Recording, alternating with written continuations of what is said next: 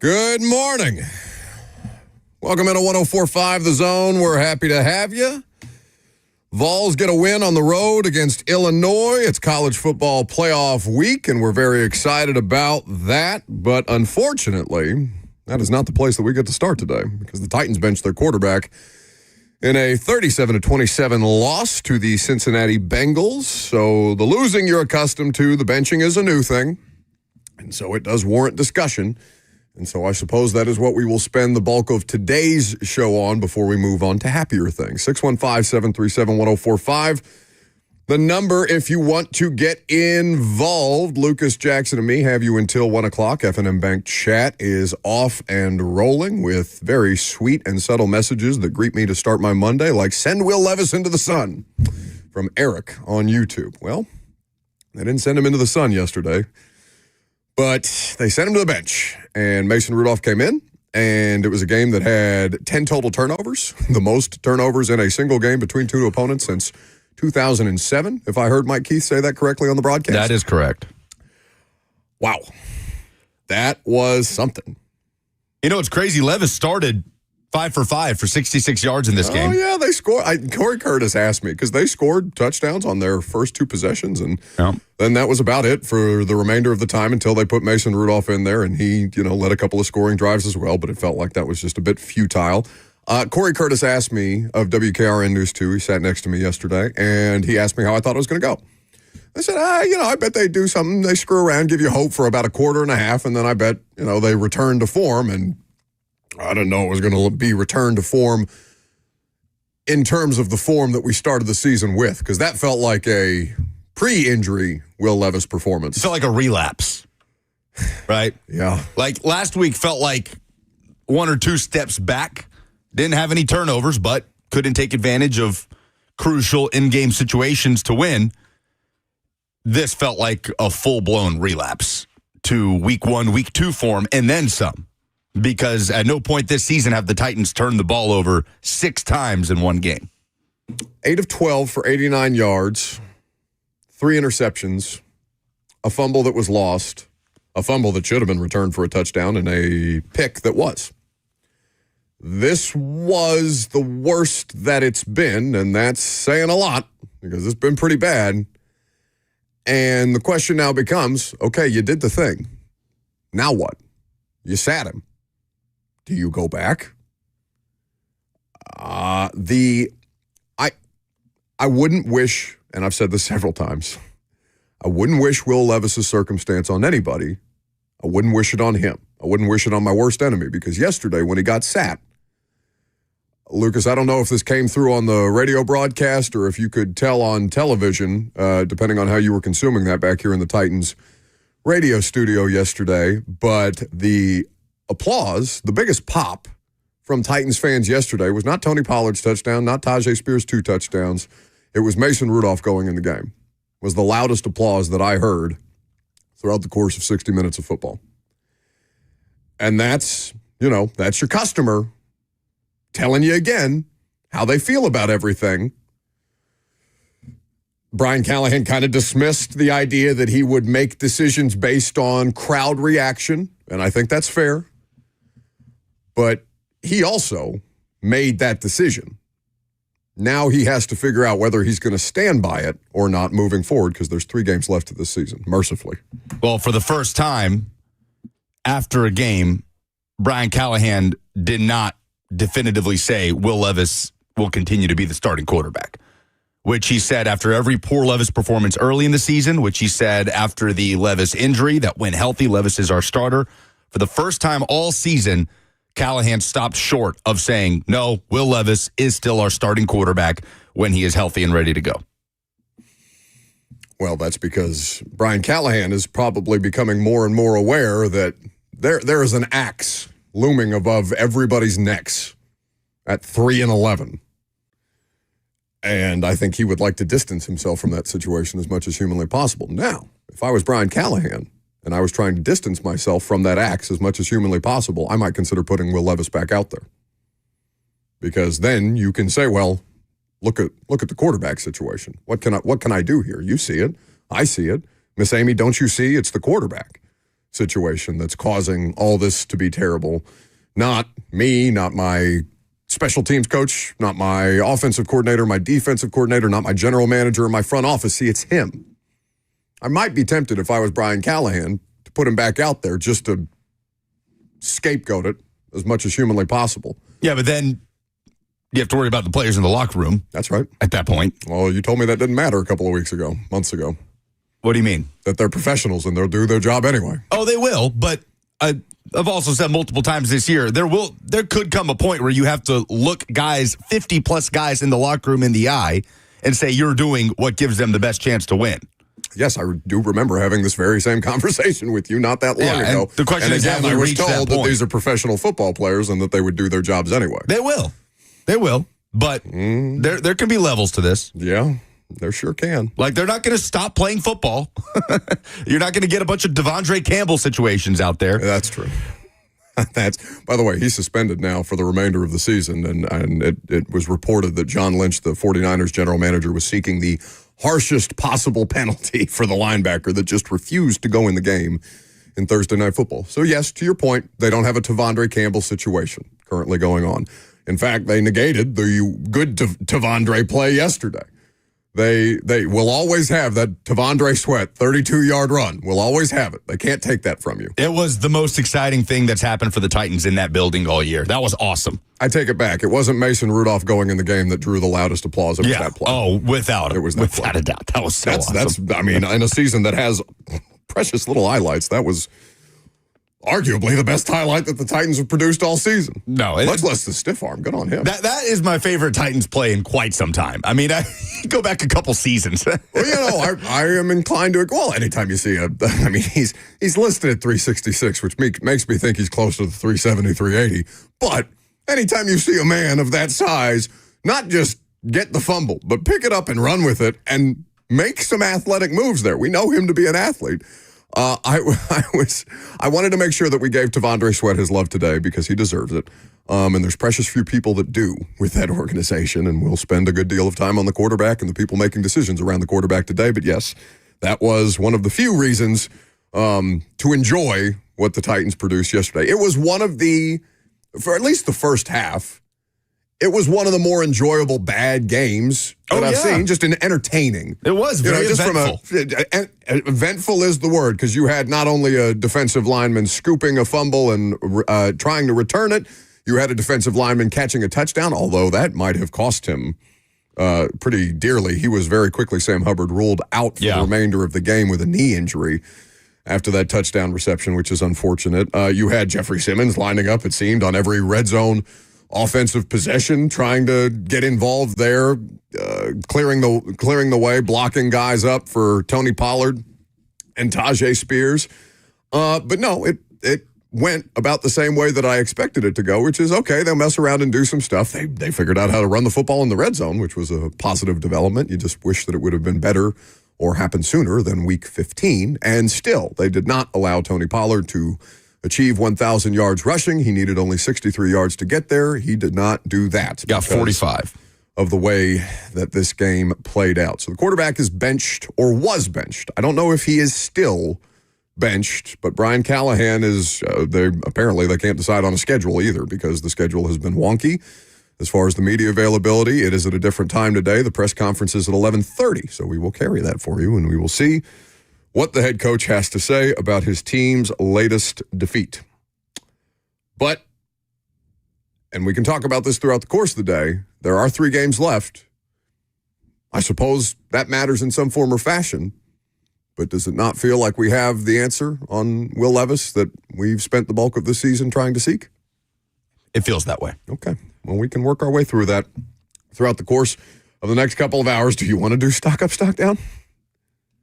I guess. It's next.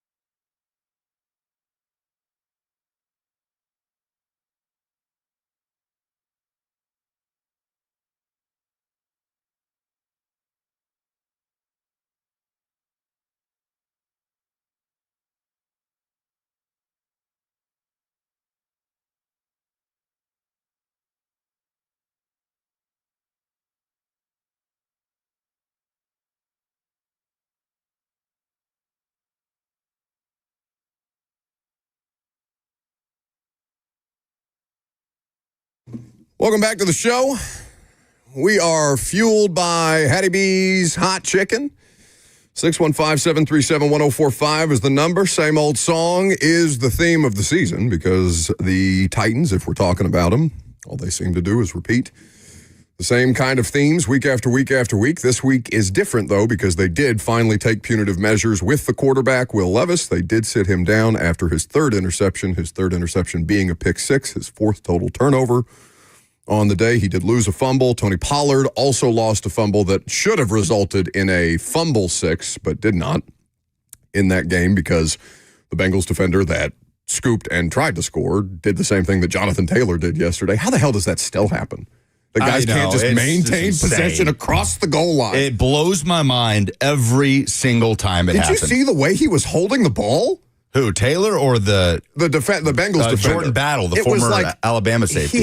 He was holding it like by the end of the football. It looked like he was trying to transfer it over. Zach Lyons was in here saying it looked like he was trying to position the ball to punt it in celebration in the end zone. Just the way he was because he moving was the ball holding it in a weird way. Yeah, and then he just lost control and he could tell he very tenuously kept celebrating because you could tell he didn't know, are they going to take that away from me? So 24 points off of turnovers.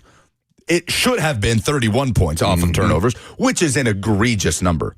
That is an insane amount of points just off of turnovers. But it was 24. And think about this. If you avoid not even both, but just one of the interceptions late in the second quarter, you turned it over twice within the last 90 seconds of the second quarter. The first one, Bengals cashed in with a 38-yard touchdown to T. Higgins. The second one, Titans get the ball back, first down, interception. That's the Mike Hilton tip ball. And the Bengals cash in on a chip shot field goal. So 10 points off of turnovers right before halftime. If you just remove one of those turnovers that allowed the Bengals to tack on to the score, that Tyjae Spears touchdown near the end of the game makes it a one-score game. Now, do the Titans still lose? I don't know, probably. But it's a one-score game. It is either a 3 or a 7-point game there at the end after the 17-yard touchdown by Tyjae Spears with just under 7 minutes to go. It's a ball game despite the fact that you've turned it over as much as you did. That's only taken away one of the turnovers of the 6 that you committed. It is, it's going to be a lot of Will Levis. Do you want to start the stock up, stock down today, by the way? At your convenience? Thank you.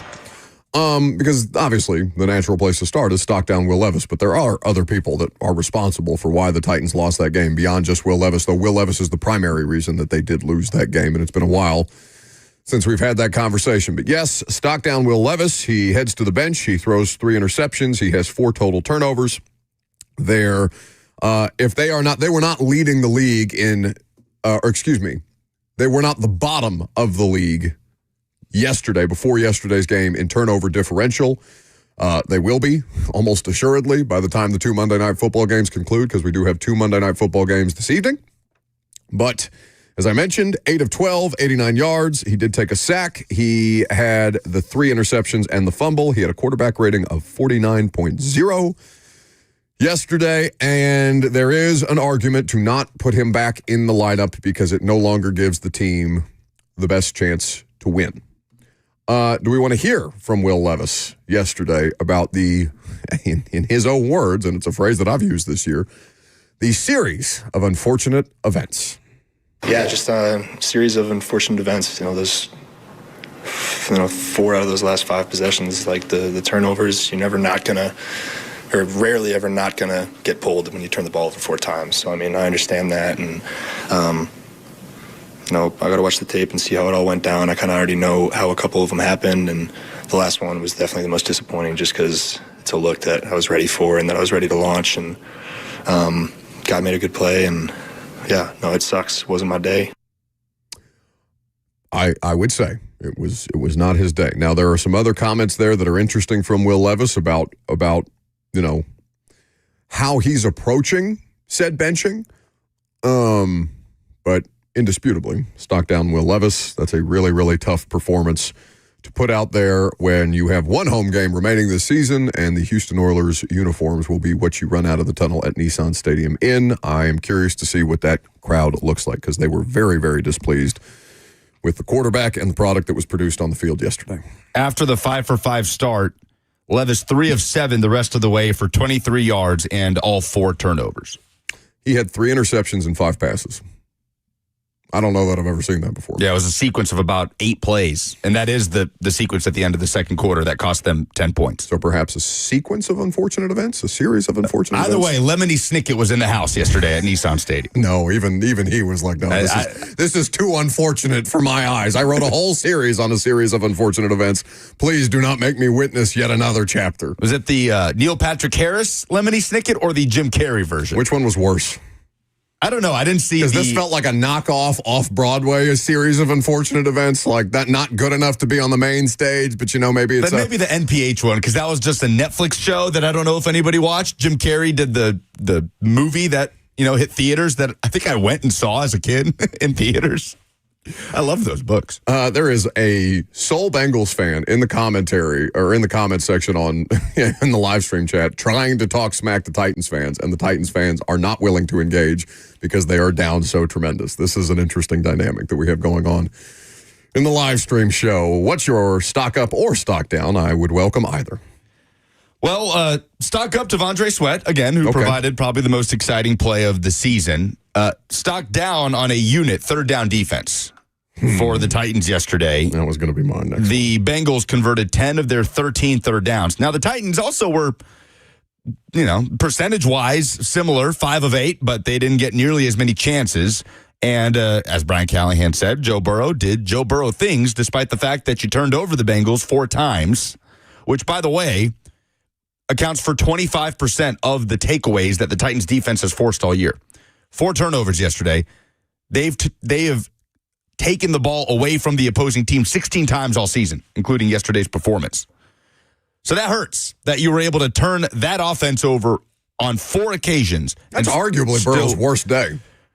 Yeah, it wasn't a stellar day. 26 of 37. But in a year where he's been stellar, that is one of the worst performances that he has put on tape this year. 271, 3 touchdowns, 2 interceptions, a rating of 95.7. So you did plenty of things good enough to win the game, but obviously the turnovers you committed and the third down defense, a big reason why you lost. I want to give one stock.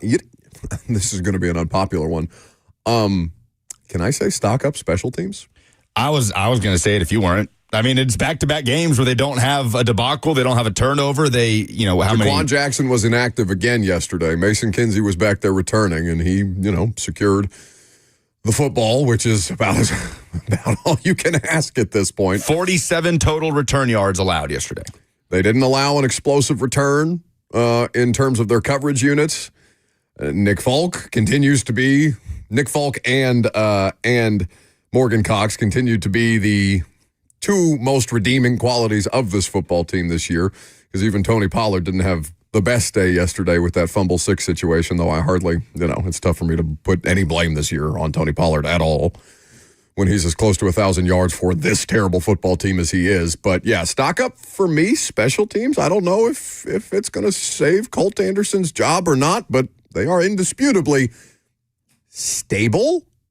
Or more stabilized, should I say, because, again, there are 3 games remaining, and so more opportunities for that to be, become spontaneously combustive, or whatever that word is, whatever that phrase is. Just at any point, catch on fire and make us all feel miserable again. But stock up yesterday, special teams.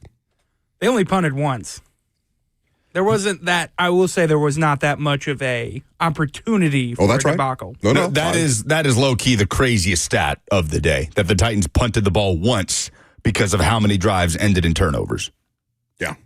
I mean, if you look at I'll pull up the drive chart here really quickly, because I don't know, and I'm sure that this has happened at some point in time, because we are coming off a season of really, really, I don't know, the quarterback play at the basement of the NFL this year has been beyond substandard. It's been outright nightmarish. But on average, it has been much, much better than last year. The quarterback play in the NFL in general. because quarterbacks have been healthier this year. Okay. And the quarterback play at the top of the league. I mean, the MVP candidates this year, whether it's Goff, Allen, Jackson, have been playing great football. So the possession chart for the Titans reads like this. 2 touchdowns on their first 2 drives. Then afterwards, fumble, interception, end of half, punt. They're only 3 and out of the day. Interception, fumble, interception, touchdown. I don't know that I've ever seen. The fact that game ended on Josh Wiley's touchdown and Ring of Fire is just echoing in an empty Nissan Stadium because for some reason the Titans, not only with the product on the field, but they choose the worst possible touchdown scoring song. Why? Why is it Johnny Cash? Nothing against Johnny Cash, but like of all the touchdown scoring songs, I don't know. There was something darkly poetic about them scoring a touchdown to end that game and Ring of Fire just echoing among, a couple thousand Bengals fans that were still left in the stadium watching that. By the way, I felt so bad for Brad Hopkins. B-Hop was doing the pregame show with us yesterday. He was the legend of the game.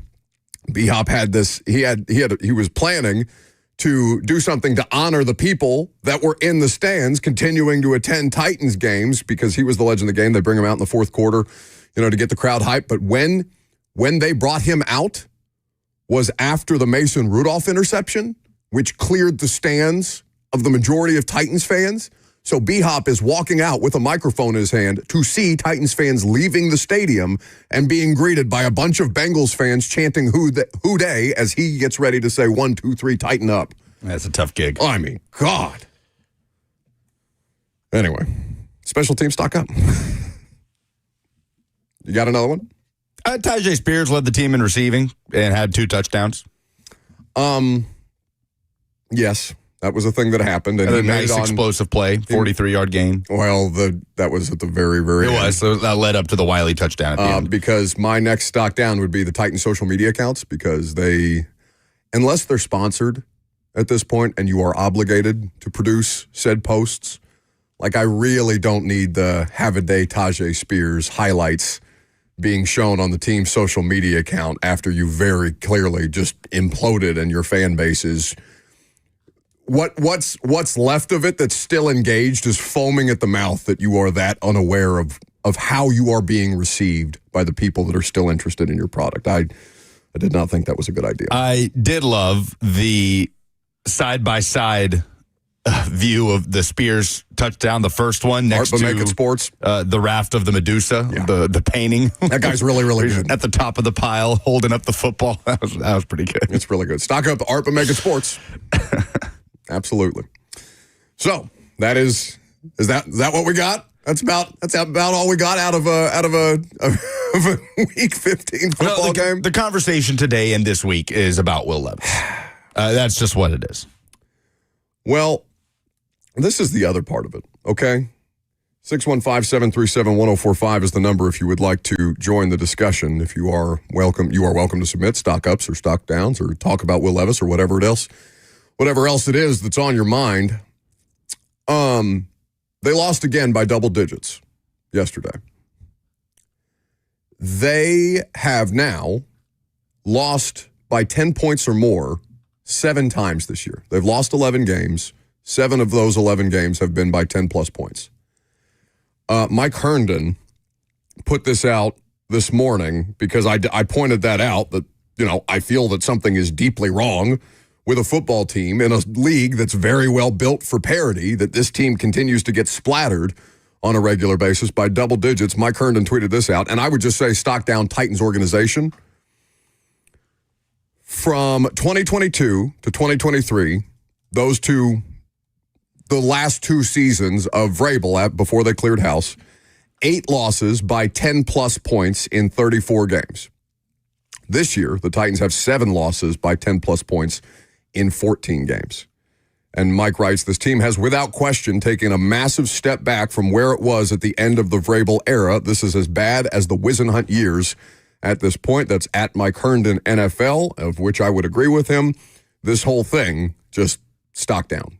And the fact that it continues to trend down does not bode well for all parties involved at the end of the season, considering that we still basically have a month left to go here. 615-737-1045 is how you can join in. Brandon Rushing on YouTube says, stock up Vol Sports. I agree. We will talk about happier things for the bulk of this week because Tennessee is in the college football playoff. The college football playoff. Does Indiana Notre Dame start the weekend of games? Is that the first game on the board? It's the opening act on Friday night. That's going to be fun. So, yes, we have much exciting football things to talk about. It's just not, the local professional football team. Mayor Ron is up next. This isn't Slay, is it? No, it's not Slay. Hey, Buck, I just wanted to let you know you were talking about the Ring of Fire. The new entertainment center they're building has like 550,000 LED lights going around the middle of it, making a ring that is called the Ring of Fire. You will come here and play against the Titans in the Ring of Fire, and you will hear that song a ton of times for the rest of the time that new entertainment center's there. Well, that is unfortunate.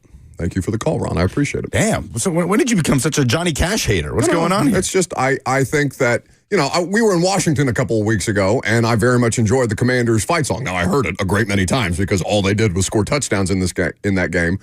But, the Dolphins one they just stole from the Oilers, right? Like, the Miami Dolphins touchdown scoring song is just the Houston Oilers fight song that the Titans don't use anymore. And so the Dolphins took it. Fly, Eagles, fly, okay. Like, it's fine. I like Fly, Eagles, fly. It's okay. It's not bad. But, like, Ring of Fire, I don't know. It's unique. There's not that many unique fight songs in the NFL. Fly, Eagles, fly? Yeah. There's not enough of those in the NFL, in my mind, because there's not many fan bases like the Eagles fan base in the NFL. I agreed. But, like, I don't know. Ring of Fire is just such a sleepy touchdown song. It's fine. All right. I like the trumpets. I like Johnny Cash. Johnny Cash hater, Buck Rising. Only when it's unfortunate the Titans don't score many touchdowns because that's hadn't had the opportunity to wear me down on the song itself yet, but just in terms of the scoring of a touchdown and then hearing Ring of Fire. It's not my thing. Anyway, Jacob next. Well, if you can get off mute, what's going on, Buck? Hey. So one of the only fun things about yesterday was Tavondre Sweat at 366 pounds, just embarrassing whatever with the stiff arm. But my question is, he's 6'4", he's 366 or whatever he was in the combine, and he ran a 5.27 40. Y'all think you could beat it? 5.27?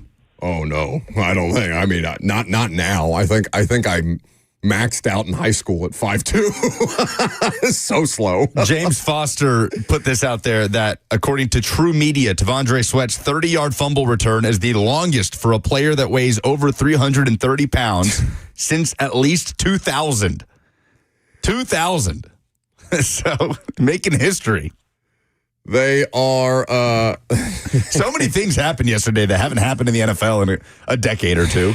Yeah, and it's still that's the thing that's so disappointing is that the first half was at least entertaining, and then the second half was just sad. It's just sad the way that petered out for them on the whole. But I guess that's what the entire season has been at this point. Sweat did play well. I mean, the exciting play aside, Sweat did play well yesterday.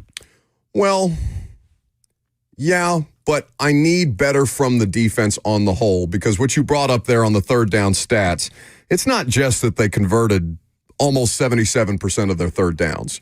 It's that they started that game 7 for 7. So, like, even when they got Burrow, that first interception that he threw, it's one of the weirdest passes I've ever seen Joe Burrow attempt. A good play by Gifford, his first career interception. It was a hell of a catch by Gifford. Unfortunately for Gifford, his day ended because he is now in the concussion protocol, and the Titans are just out of linebackers. It's James Williams and Cedric Gray, the two rookies running around out there, and one of them was just not that long ago a safety. Kenneth Murray did come back in.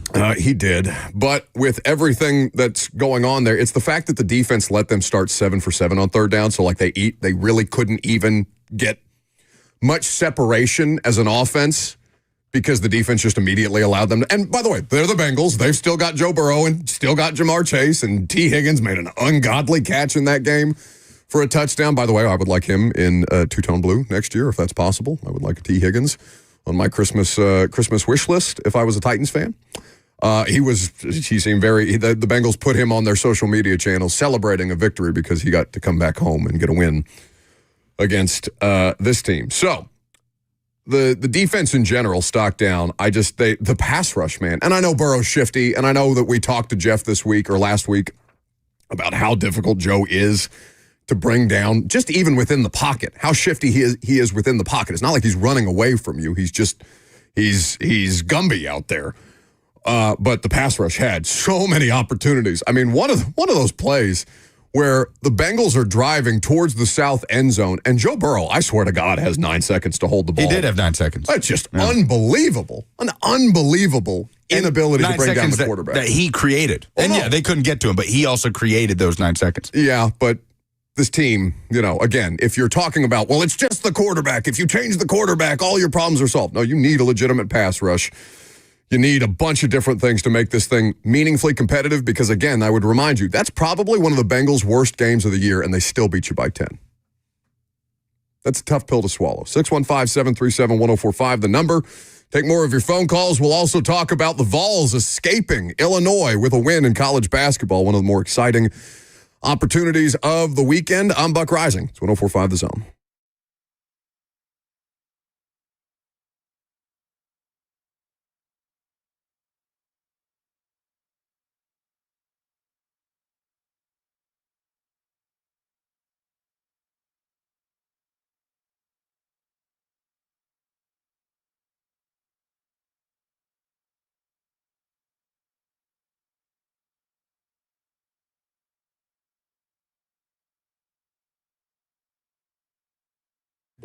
The Tennessee Men's Clinic has been helping guys deal with erectile dysfunction for over a decade, and they can help you if you're somebody who feels like you've given up hope. Maybe the pills that you've been taking have stopped working, and there's a lot of misconceptions out there about ED treatments. The Tennessee Men's Clinic can very quickly debunk those for you. Lots of men assume that if the pills stop working, they have no other options than irreversible surgery to treat ED. And the sad reality is that you may go to a doctor to get ED treatment, but those may be the only protocols that they have available for you. Please, please, please do not go through irreversible surgery to treat ED before you have talked to the experts at the Tennessee Men's Clinic. Their protocols are patient-centered and customized to your needs. They have treatments for everything from low testosterone, ED, treatments that increase size, stamina, and everything else in between. The bottom line is no one has more expertise and experience in successfully treating men's sexual health issues than the Tennessee Men's Clinic, and they are passionate about what they do. So schedule an appointment online today at TennesseeMen'sClinic.com for their Franklin or Midtown location, or call them at 615-208-9090.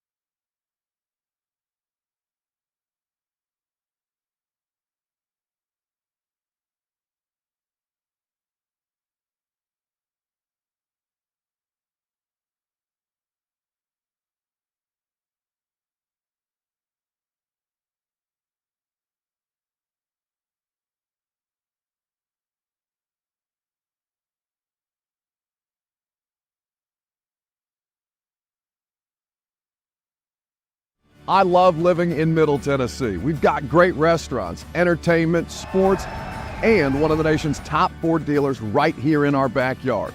Two Rivers Ford. Remember that name. Two Rivers has been a staple in our community since 1983. They're locally owned. They have a non-commissioned sales team, and they sell below MSRP. They've been doing business with integrity for decades. Two Rivers Ford, the South's most trusted Ford dealer.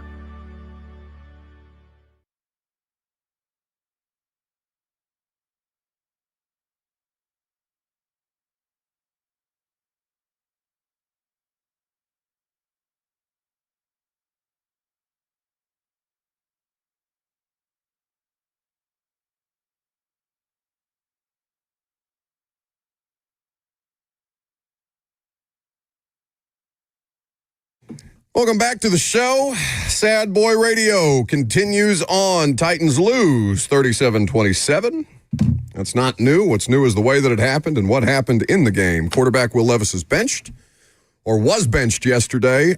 Punitive measures had to have been taken for a quarterback who has many turnovers on the season, and who had 4 more yesterday before he was benched, and that did not stop the team from turning it over because Tony Pollard lost a fumble that should have been recovered for a touchdown, except the Bengals defensive back that recovered it was a dope and let the ball go before he crossed the goal line. And Mason Rudolph also threw an interception in relief of Will Levis, though Mason Rudolph was infinitely more effective. 21 of 26, 209, 2 touchdowns, 1 pick, a rating of 109.8. 615-737-1045 is how you jump in. Let's go to Eddie up next. Hey, guys. Hey. Big Johnny Cash fan here, but it's worth noting that at one point, the song Ring of Fire was under consideration for use by a company selling hemorrhoid cream. And under the present circumstances, that is poetry. Oh, no. Eddie, I wish I had a prize to give you just for that call. Yes, I would also say that the Titan season would probably benefit from hemorrhoid cream. It has been just as unpleasant as that. Well done. I mean, it's more appropriate to describe their season a ring of fire, down, and the flames just keep getting higher. It's quite appropriate, though I don't think that that's how they intended it when whomever is responsible for in-game entertainment decided to use that song. But yeah, either, just the 7th circle of hell or hemorrhoid cream. Take your pick. Thanks, Eddie. Let's go to LC next. What's up, bud? Anyway, guys, I had a request for the Titans. If to make things a little more interesting, could they hire Jim Mora to do all the post-game press conferences for Coach Callahan for the rest of the year? Might make things a little more interesting. And my question was for you guys. I was watching the game, and at the end of the game on the Bengals' last drive where they scored, they showed Burrow. He was sitting on the bench over there right after they scored the touchdown, and a coach was standing over there talking to him, and he was very irate about something. He was letting the expletives fly. You could read his lips. And I was just wondering if anybody saw that and had any idea what happened or what he was so upset about, because they just scored a touchdown. And so that's my question. Thanks. I did not see it because I didn't, we don't have access to the television view. Well, I mean, we do have access to the television view, but I just didn't happen to catch it. Somebody did see it in the press box and bring it up. I think Terry McCormick sitting down the row from me said that Zach Taylor and Joe Burrow engaged in a spirited exchange, shall we say. Burrow was sitting on the bench after that touchdown, and Taylor was squatted down in front of him talking to him, and Burrow was visibly upset. But the lip readers went to work on this one, and it looks like he is saying it's embarrassing, and Taylor's talking to him, and then he says, bleep that, and we're 6-8. It looked like he kept saying, we're 6-8. It's embarrassing. And Taylor's just trying to talk him down. So I'm looking at Joe Burrow's transcripts from his post-game press conference last night. He was asked about it. This is the question. The broadcast camera caught you looking pretty irate talking to Zach after the last touchdown. What was the issue there? Joe Burrow, I was just frustrated in the day that we had on offense. I was too sloppy. We had too many penalties, too many procedural penalties. I had too many turnovers. It was just a frustrating day on offense. So I can't speak to what lip readers assumed was being talked about. I know some people in the press box made the assumption that maybe Zach Taylor trying to take it easy on his buddy. Brian Callahan, maybe you don't need to just continue to dig dirt on the grave that is already the Tennessee Titans 2024 season, given that Brian Callahan and Zach Taylor are very close. I don't know if Zach Taylor, it would just be assuming to say that Zach Taylor wasn't interested in scoring another touchdown and Joe Burrow said, nah, bleep it, let's go. Because I think that was an assumption made by a lot of people. Yeah. This day. But I'll tell you, Burrow's a very, very intense human being. Yeah. I just assumed he was pissed in general at the performance that they had on the day. Because we've seen him play football before. He's an incredibly dialed-in human being. He's an incredibly intense human being. He doesn't seem like somebody that you can just approach in game, right? Yeah, they turned it over 4 times, and they did commit 14 penalties yesterday. So despite the win, I get why Burrow, given the circumstances of their season, wasn't exactly soaking it in on the sideline. He's frustrated at the whole situation and what their season has been as well as he's played. Yeah, well, it must be nice to be frustrated at 6-8. And yeah, after a 10-point win. Yeah, that's definitely. Remember the whole thing that Brian Callahan said at the start of the year, earn the right for expectations? Well, still waiting. Let's go to Ted next. Hey, Ted. Hello. A couple of points here. The first one is I attended both games last week and this weekend. Yesterday was wildly more entertaining than the week before. That's one observation. The second one is the Ring of Fire song. You know, on top of that, is there a reason there's such a high sound production in between plays where you can't even have conversations in the stand? There's always loud noise all the time, and you know, maybe I'm just a grumpy old man, but if there was a solution to that, can they settle down on the amount of times they play Black Sabbath? All right, so I'll hang up and listen. Thanks. You know, I think at most football games, it's not necessarily about the polite, quiet conversation that you're trying to have with your neighbor. It's about, are you locked in on the football game? Are you screaming your head off for the local team? But yeah, I would say probably just a little grumpy old man there, Ted. But, you know, if it's a dead atmosphere and you're just trying to talk to somebody next to you or whatever, like it has been at Nissan Stadium all year long, then I suppose that's a fair complaint. Before we go back to the rest of the Titans calls, because you guys do have more thoughts on the Titans, and we are obviously going to continue to talk about that 11th loss of the season throughout the course of today's show before we spend most of the week talking about the Vols. A couple of notes here. The Vols, the basketballs, and the Lady Vols, by the way, also off to a tremendous start, but Tennessee moves to 10-0 on the year in their first non-conference road game as the number one team in the country. They escaped, I would say, an Illinois team that is good, better than they played, frankly, in the 66-64 loss. They had an opportunity to get a free throw that would have allowed them to take the lead. They then allowed Jordan Gainey to go coast to coast and hit the buzzer-beating layup that would ultimately give them that 66-64 lead. Ron Slay went viral in the SEC Network studios and continued that viral discourse against Illinois alumni Brad Hopkins, who was on the pregame show with me yesterday because we checked in with Slay. Slay was still partying from the Vols win, and all of a sudden, in the middle of a Titans preview show, we were doing college basketball segments because, you know, that's just kind of the state of the Titans. But a big, big, big win for Tennessee, even if it was just a survival instead of a, you know, convincing outright performance against a legitimately quality opponent. Ugly game. And Tennessee, survival is right because Chaz Lanier fouled out of this game. Tennessee's not their lead scorer because that was Jordan Gainey, but Lanier's been their lead scorer all year long. Zakai Ziegler fouled out at the end of this game. So the fact that they were able to put the ball into the hands of Jordan Gainey, say, go get a game-winning bucket, and he did. Big performance from him off the bench with 23 points, coast to coast with the buzzer-beating lay-in. And it was cool to hear Rick Barnes give some background on that play, that is a play that he picked up from a local coach I believe, in North Carolina when he was coaching at George Mason back in the early 80s. And he has never used that play until Saturday when they pulled it out for the game winner at Illinois. Tennessee stays undefeated, number 1 in the country. Lady Vols broke an NCAA record, hitting 33-pointers in a game against poor North Carolina Central. 139-59 was the final.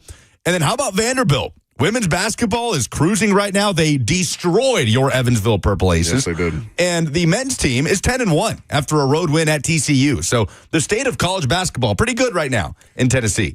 It's going to have to be because it's still NFL season, and I'm desperate to talk about winning programs. And the Vols and Vandy, men's and women's, are excellent. So I'm looking forward to getting into more of their seasons once we put a bow on college football playoff week with the Vols heading to Ohio State. More of your calls on the Titans coming up next. Also, as is the custom, Monday at 11 a.m., we do a quarterback vibe check. The quarterback got benched. So what are the vibes? I'm Buck Rising. It's 104.5 The Zone.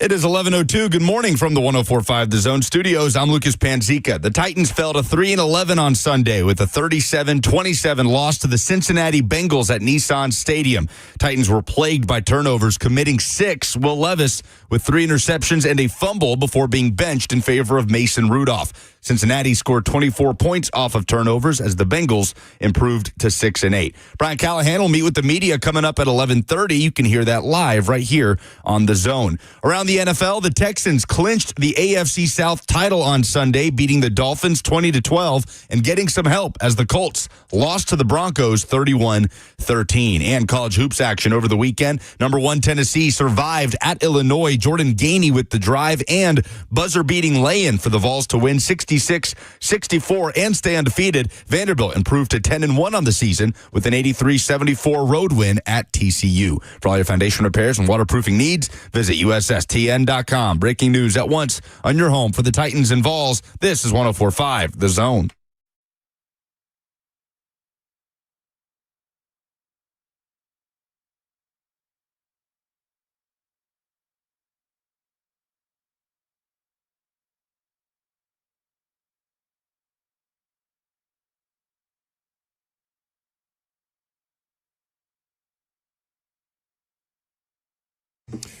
Second hour is upon us. You will hear from Titans head coach Brian Callahan in, I would say, about 27 minutes and change. We will carry the Monday press conferences moving forward to recap these games. 37-27 was yesterday's margin of defeat at the hand of the visiting Cincinnati Bengals. Will Levis benched. That is going to be the primary topic of discussion, one would imagine. Players are getting ready to speak to the media here in just a few minutes from now. We will not carry those for you.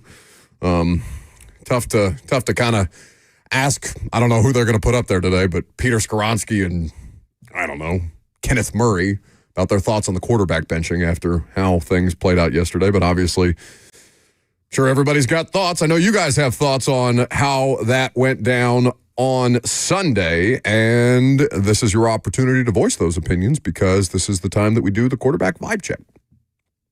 He's been back for 6 games. Yesterday the worst game of the season for him? Yeah. Yeah. Yeah, yesterday was the biggest because even in the Bears game, you had a touchdown pass to Chig. You know, he did help build up a 17-0 lead in that game before everything fell apart.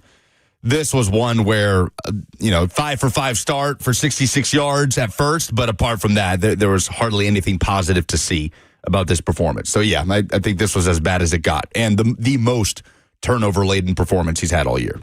And at this stage in the season. Yeah, it's tough. 4 total turnovers, 3 interceptions, 1 a pick six, a lost fumble that, it was on him. I know that the play call was being debated at that point in time, and obviously Tony Pollard had the other fumble that could have been returned for a touchdown, should have been returned for a touchdown had the Bengals defensive back not had a brain fart. But for Will Levis, vibes are bad. Vibes are kind of cooked, if I'm being honest. I wrote yesterday that I don't need to see him start again this year, and we'll dive into that more after we've heard from the coach on this. But from my perspective, you can no longer. You may have had an argument to make after the first 4 games that he was back. Last week was obviously a not good day for him. Yesterday was a disaster. You cannot make the case to the other 52 players in that locker room that he gives you the best chance to win anymore. I just don't think you can. So from my perspective, I think it needs to be for the rest of 2024. You give him an opportunity to get healthy. Give him the opportunity to compete again for the job in 2025, come training camp and OTAs and all the voluntary stuff that's going to be available. You bring somebody in directly to compete with him, whatever that ends up looking like, and we can talk about the strategies for addressing the quarterback situation once the season is done. But the vibes on Levis, for me, the fan base is welcome to weigh in here, but the vibes for me are cooked. Just when do you see a guy bounce back from something like this with the same organization? Like, Will Levis could go down a Sam Darnold path. That could happen. Sure. He could go have, in the case of Darnold, it was 2 stops before he landed at the place where now he is kind of blossoming. Levis could go down that path, but in terms of it happening in the place that drafted you, where those struggles, as severe as the struggles were yesterday, happened, you just don't see guys come out of that and remain with that team and sort of come out on the other end of it in a positive light with that team. Oftentimes, the change of scenery is critical for somebody to get out of that phase of their career and be able to find a path in the NFL. And he could do that, but it's hard to envision that happening here, on the heels of yesterday's performance. Brian Callahan was asked about, I asked Brian Callahan about Will Levis as the first question off the board. Once we got through the opening statements on injuries and whatnot, this was Brian Callahan's response. Today wasn't his day. He had a couple bad picks, put us in some tough spots. So I made a decision to sit him down and try to give us a little bit of a spark. I think we had a series there. It was like 3 turnovers in like 7 plays or something. Again, not the fumbles necessarily weren't his fault, but one of them was. And, those are things that you have to do sometimes for a quarterback when they're struggling a bit, and he was struggling today. So we'll see moving forward. We got to watch the tape and see what we can correct and how we can do it better, but definitely wasn't his day today. Very diplomatic way to address the situation. Definitely wasn't his day today. What did you make of the idea that Levis wasn't benched by him? He was benched, or he was told that he was getting benched by Bo Hardigree. And I know Brian Callahan's probably got a bunch of different stuff going on in real time, and maybe I'm reading too much into that, but I don't know. You can't tell the starting quarterback that he's benched? I would need some other sample. I don't know how that typically would be done. I don't know. I don't know. So we can agree. Not his day yesterday. Definitely not. So I think that to narrow it down to a day is pretty generous there, because this whole season has been about finding out about him. And yesterday, I don't think he's as bad as yesterday. I don't think he's as good as his best performance on the year, if you want to make that Houston or whatever you want to make it this season. It would be Houston. But on aggregate, not good enough. Coming up next, we'll take more of your phone calls. We'll talk about the AFC South being won yesterday. That just went under the radar because the Texans just kind of waltzed to a divisional win after they won and the Colts lost. Brian Callahan's press conference will be at 11:30. I'm Buck Rising. It's 104.5 The Zone.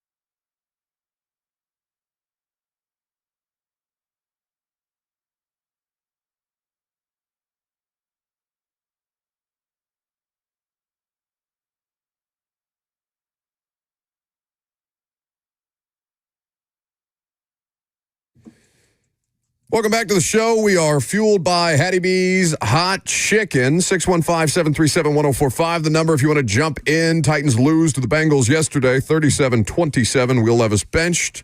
Brian Callahan going to be at the podium here in just a moment. We've got your phone calls in reaction to said benching if you would like to chime in. Steven is up next. Hey, Steven. How you doing? I'm good. Maybe turn me down in the background so I don't have to listen to me on delay, if you would. Oh, wait a minute. Hold on. Okay, thank you. Hold on. Okay. I'm sorry. Take your time. We'll be here. That's better. Yeah, what you got? Okay. Hey, I got a thought. Hey, when Malik and Levis were going at it for quarterback status, didn't he have an eye surgery or something? You talking about Levis? Yeah. He was advertising LASIK. I don't know if he actually underwent the procedure. I don't know. No, he did. Did he? Okay. Yeah, he did. And before his rookie year. Before his rookie year. Okay. Yeah. So last year. Yeah, I don't know what level of impact that may or may not have had on Will Levis's ability to do the job. All I know is that they gave him the job over Malik, and it probably should have been more of a competition type of vibe instead of just saying somebody convinced Amy Adams-Strunk that Levis was her guy. Yeah, like for her to put Will Levis in the statement, kind of I don't want to say sight unseen, like she'd seen him win in a Houston Oilers uniform, which apparently all you have to do to keep a job around here is beat the Texans. Yeah, there wasn't even like the guise of a competition. No, right? None. It was Will Levis is the starting quarterback. Mason Rudolph and Malik Willis competing to be the backup. It was, and even that was felt a bit fraudulent, right? Because you don't go out and pay Mason Rudolph as the most expensive quarterback on the roster to compete for the job, right? You're just kind of biding your time with Malik until you can move him. Yeah, it should have been a quarterback competition, and that's also partly on us for not even considering the idea of a quarterback competition. We just went along with the stuff that they were saying, and that seemed to be the plan forward. I guess because they looked like they had a plan, I was willing to say, all right, at least you have an idea of how you want to move forward, and this is the direction that you're moving forward with, and this is the person that you're committing to building around, at least in this year. Doesn't mean you have to build around him for the entirety of his rookie contract here, talking about Levis. But okay, this is your plan. Let's see you pull it off. And it has remarkably failed. I mean, spectacularly failed. So that's on all parties involved. But somebody convinced Amy Adams-Strunk when she was penning that letter to Titans fans about why she made the decision to fire Mike Vrabel when she did, that Will Levis was going to be a part of the solution, if not the outright future. Whomever did the convincing there is probably not in great standing with the ownership at this point. Chef Rand says, y'all kept saying Malik sucked. It's okay. Yeah, he did. I mean, for 2 years, he was terrible. He was not a professional football player, and Matt LaFleur got him right, put him in a perfect position, had better play designs to put Malik Willis in a better position, and then Malik balled out to his credit. Both of those things can be true. Malik Willis was not a professional. He wasn't even a backup quarterback while he was here. And he did make progress each year that he was in training camp, and LaFleur just got the dividends of that. You didn't. That's what it is. Texans won the AFC South yesterday. There have been plenty of teams that have won bad divisions before, but the Texans really, Titans beat them that one time, I guess, so they may have had somewhat of a threat. I know it's not been entirely smooth sailing in Houston this year. They've had some ups and downs, some ebbs and flows. I don't think that they've reached their potential on offense really this season based on how I've seen them play and watching a bunch of their games prior to the Titans playing the Texans the first time around. But Houston did win their game, and also the Indianapolis Colts losing in spectacular fashion. You want to talk about franchises that don't feel good about their quarterbacks? Yeah. Woo, the Colts. Really, anybody that drafted a quarterback in the first or second round of that 2023 draft is in that spot. Maybe the Panthers are feeling a little bit better about Bryce Young, at least than they were before. But the Anthony Richardson experience has been, the conversations are probably pretty parallel. They're probably having similar conversations up there in Indy because the Colts, this was an embarrassing loss. They led this game. They took an early lead. They led 13-7 at halftime, and the Broncos won 31-13. I mean, did you see the double pass? I did. that was. I got home just in time to turn that on. And in fact, I had Red Zone on, and that was Red Zone just happened to be highlighting that game when that play happened. Yeah, so Anthony Richardson, it's a double pass. He screens it out to the right to A.D. Mitchell. Mitchell turns, throws it back to Richardson, and that gets picked off by Benito, who runs it all the way back, and it goes down as a scoop and score. It goes down as a fumble return for a touchdown, and then that's not even including the Jonathan Taylor situation on fumbling the football as he's crossing the goal line. I know he is supposedly one of the best players on their team. He's obviously had a fall from grace since that year where he was being discussed as an MVP candidate. But I am honestly of the opinion that a player should be considered to be automatically cut if you commit an egregious error like that. Like the Battle Kid from Cincinnati yesterday and Jonathan Taylor yesterday. The fact that it happened twice in one day is unthinkable to me. And the fact that it's happened multiple times this season. And that it continues to happen. No, like it's when we saw mind-boggling. Deshaun Jackson do it, and then everybody lose their minds, and every coach in the world telling every football player in the world, no, that's the one thing. If you don't do anything else right as a football player, at least secure the football across the goal line. Just do the one thing. If you have the opportunity to score, don't give it away. 2 players yesterday doing that in 2 different games is mind-numbing. But I see some comments in the F&M Bank chat, Facebook, YouTube, Twitter, and Twitch where you can interact. You can also call us, 615-737-1045. Chosen says of the division-winning Texans, the Texans will be put out in the first round. That's possible. AFC's highly competitive this year. Buffalo looks like the team to beat, with Kansas City experiencing the offensive struggles that they continue to go through, but they have a defense that's going to keep them in every game, including against the Bills, even though they lost that head-to-head this year. So does that make you feel better or worse that the Houston Texans just kind of waltzed to a divisional title and are likely to be put out in the first round? I don't know who their first-round opponent would be. I don't know what the point spread would be.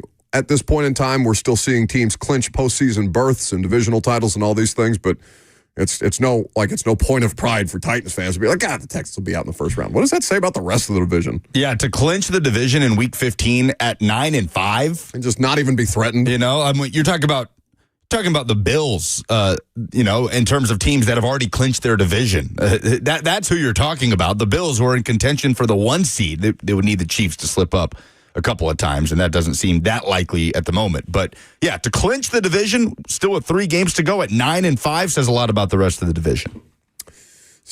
Christopher is up next on the phones. Hey, Chris. Yeah, quick question. Do we all know how much Amy Adams Strunk was involved in the pick of Levis on one of the other shows? And it might have been this one. It was mentioned that she was involved. And so I was curious in regards to that, you know, when we're talking about should the coach remain or the GM remain or be fired. So I'll hang up and listen. Thanks, Chris. It's super nebulous. Nobody wants to take credit for it. Nobody wants to take blame for it. Certainly not now. So no, there has been no definitive answer given on who was most responsible for drafting Will Levis. All I know is somebody convinced her that Will Levis was the move. And one of those 3 people no longer has a job. So there's 2 other people left holding the bag for the quarterback that they decided to build around this year. Brian Callahan's press conference is next.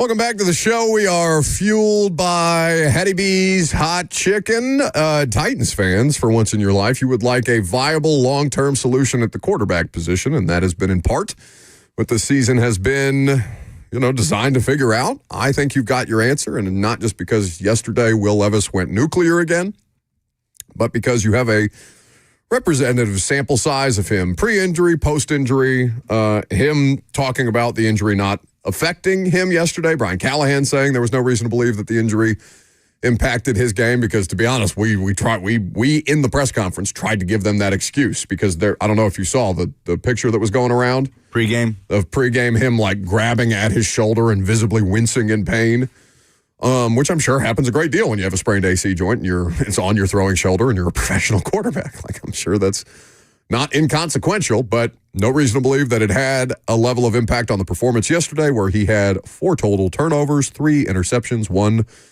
a pick 6 before getting benched in the third quarter. His status is the thing that's most interesting here. Do you think they bench him against the Colts?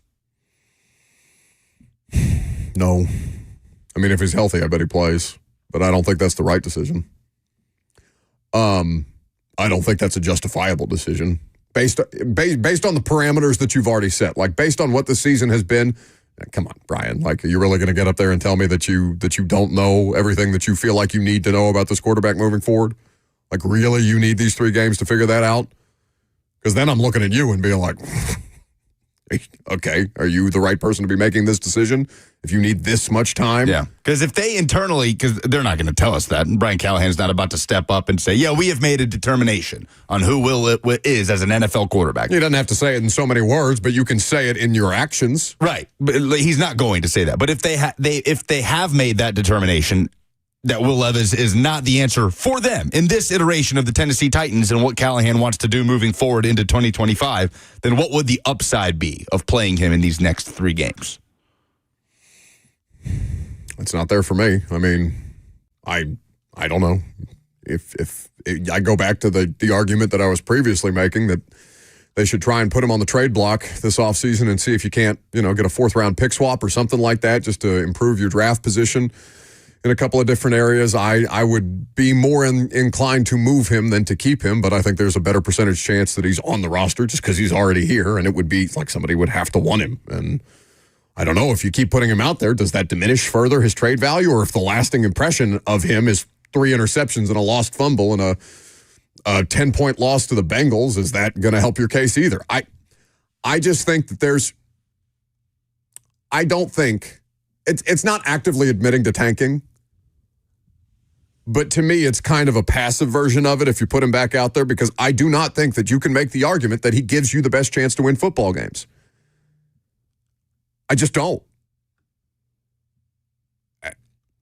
They may have a difference of opinion. I don't know, but you're sure as hell not going to convince your fan base of that. And I agree with what Brian Callahan said yesterday about not making decisions in his role based on fan reaction, because there was raucous applause when Mason Rudolph went in and Will Levis sat down, which I'm sure Will could not have enjoyed. Much like Malik Willis probably didn't enjoy the situation that happened to him when there was applause for Malik Willis coming out of a game or something like that a couple of years ago whenever that happened. And players were actively upset with fans. Derrick Henry saying as much at the podium. Brian Callahan's up, though. We'll see what he says. After watching the tape, how many of the turnovers were more on Will? How much of it was a combination of things going on around him in the game? Yeah, I mean, every interception has its own story. There's always things that you can reason or explain. At the end of the day, 4 total turnovers by him and 6 total is not going to allow you to win the game. And there's the blame can be placed in different spots, but ultimately as the quarterback, he's responsible for the football and where he puts it. And there's probably one really poor one, and then one that ball gets tipped in the air. Sometimes those things happen. So blame wise, there's enough to go around, and he certainly shares it. We'll go through your thought process in determining maybe where to go from here at the quarterback position, and what kind of time frame do you think you'll Yeah, have I think, in that? I'm going to use the next 2 days to go through that process and make sure that, the decision we make is the best one for our football team, and not really much to add to it at this point, and that's something we can visit with later in the week. So take the time here that I have to go through it all and make sure, we're doing the right thing. To what degree at this stage do you have the information you need for your long-term verdict on Will? Yeah, to me that's the long. You start talking long-term stuff. Those are all postseason questions. Those we're in a week-to-week battle right now. We're trying to find the best way we can to win the football game. Trying to put the best possible performance we can put together. We got 3 weeks to play, 3 divisional games. So that's really what our focus is on: is how do we best attack those 3 games and finish the season on hopefully a high note. And that's all I really worry about right now. My focus is on those things, and those questions are for after the season. We get a chance to sit down and really look at the totality of work and where we stand. If you're debating on whether what would be the benefit of moving away from Will at this stage?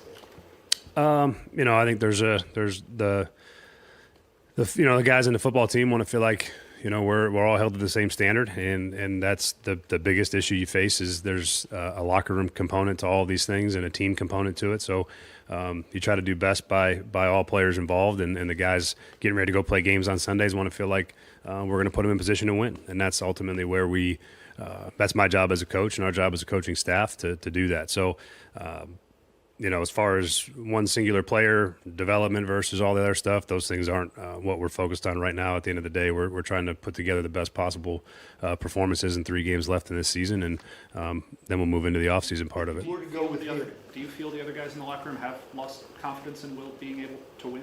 And I don't feel that way right now. No, I don't think that that's the case. I just think that when you make mistakes, plenty of guys on our roster throughout the course of the season have they're just held to a certain standard, and you want to make sure that standard is consistent enough across the board at all positions. So just got to make sure that that's the standard we follow, and that at the end of the day, if you're in position to make plays and you don't make them, or we have errors that cost us games, those all count the same. I think across the board. So those are the things that I have to look at to make sure that we're doing right by everybody involved. In light of that, do you feel like that would be potentially just a 1 week kind of thing? Would there still be a chance that Will would return, or would that likely be more of a? I'm in a day-to-day mode right now, to be honest. There's not a whole lot that I'm looking past besides just trying to get ready for practice on Wednesday and Indy this week. So that's where my mindset is, and it has to be that way right now as we try to finish the season the right way. So that's ultimately where my mindset is. In light of how he played yesterday and the struggles that he had with nothing other than practice or film watching to show for it, what would he have to do in order to win your confidence in him to start this week? Yeah, I've had confidence in Will. I've been, I think I've supported Will at every possible turn. We've poured into Will as much as we possibly can. And sometimes you have bad games, and those things happen. So I don't live and die by it, and I don't think that because you get pulled from a game that means that it's over for a player. I just think that was the decision we had to make in the moment, and there's a lot of things that Will's done well. I think he's improved. There's a lot of playing of the quarterback position I think that he's done a lot better job of, and he had a really poor outing yesterday, and that doesn't necessarily mean that it's the end for him at any point. That's just part of playing quarterback in the league. There's plenty of guys that have gotten pulled from games after poor performances, and they get better for it and come back better from it. So those are the things that I'm looking at, and ultimately for us that it's nothing in this league is final in that regard. There's no finality to that. So he's still a young player. He's still learning, and we're still coaching and trying to get the best out of him. And again, I think I've seen improvement, and he had a bad day. With you saying that your decision, what you're weighing is giving everyone else the best chance to win. Are you saying you feel like that would be the benefit if you decided to move away from Will, the possible benefit? Is that what you said, just so I'm clear? Say that one more time. So when Paul had asked you about the benefit or the reason why you would consider Rudolph. Where you were saying that you felt that the possible benefit would be guys held accountable and the rest of the guys on the team getting a chance to win? I think the easiest way to say it is that there's a there's a standard of play, and there's been multiple guys on our team that we've sat down for performance. The guys that we went through the right tackle position all over the place. We've made changes at linebacker, we made changes at safety, we made changes at returner, and so those are all things that are just a part of NFL life and a part of performance and trying to win football games. And you just have to make sure that when you're making decisions and you're coaching, that's the same across the board for all positions, and the quarterback position is a part of that as well. So right now, as what you're pondering is whether or not he gives you the best chance to win. Is that what's kind of the root of your decision? I think it becomes whether or not he's played well enough to, when you have a game like that and you put that on tape and play not very well, are you held to the same standard as everybody else? And is that the same? Is it consistent? And I think that's the thing that I have to. That's part of my decision-making process. Brian, he is the quarterback. Is this solely your decision, or does a change like this have to go through Rand, Amy, or both? I mean, it's something that we would always have in-depth conversations about between Rand and Chad and myself, and our coaching staff's involved in that process as well. So, these things are all discussions that get had, and it'll all be part of the process as we work through the next 2 days and as we get ready for practice and where we're going to go with it all. Nothing gets done around here without all of us having the discussions and being on the same page, and whatever decision we make, we move forward with it together. And that's how it's been with everything we've done over the course of the season. This isn't anything different. It's very consistent in that regard. Can you talk us through the actual process of sitting him down yesterday? How did that fall on Bo's shoulders, and when did you kind of talk to Will about everything? Well, it's in the moment, it was a pick six, and so we're getting ready to go back on the field again. And so immediately after that, I made a decision to make a change, and I started immediately getting ready for the next series. That involves having discussions with Mason, getting the play selection squared away. What does he like? What direction we want to head to feel comfortable coming off the bench? So. That's part of what quarterback coaches. That's part of the communication over the coordinators. Whoever's down there with the quarterbacks in between every series, that's how that gets communicated. And so, in that exact moment, I was getting ready to go. I made a decision and went right to Mason to try to get ready for the next series. And because of the time frame in between, that's generally how it ended up happening. I talked to Will briefly after the game, but there wasn't a lot to be said at that point. It was just. Had 4 turnovers in a short amount of time, and we needed something to change there and to spark for the team, and that's the decision that I made. And Bo communicated to him, and I was getting ready to get ready for the next drive and the next series and call the rest of the game. And so that's how those things happen generally in the moment. So, that's the best explanation I can give for you. You talked a lot about kind of belief in the process and progress and so forth. What do you think? I'm sure there's a lot of fans that are obviously frustrated and maybe not seeing the progress and aren't sure about the process. What can you say, if anything, to kind of assure them that things are moving in the right direction as far as you can tell? I mean, I've said a lot of it before, to be honest, but I think if you look at the way our team, the energy that they play with, the preparation, these are the things that you don't see as a fan. You just see Sunday as a fan, and there's a lot of other things that go on in the building on a day-to-day basis that I have a lot of belief and faith in, and guys do things the right way. I mean, our guys practice hard, they prepare, they get up to play every game, and they're ready to roll. And it's, there's no better example of that energy is that when T Sweat, they fumble that ball, he's running on the sideline. You should see what our sideline looks like. The excitement and energy and the way that those guys respond to each other, these guys love playing football. They love playing together.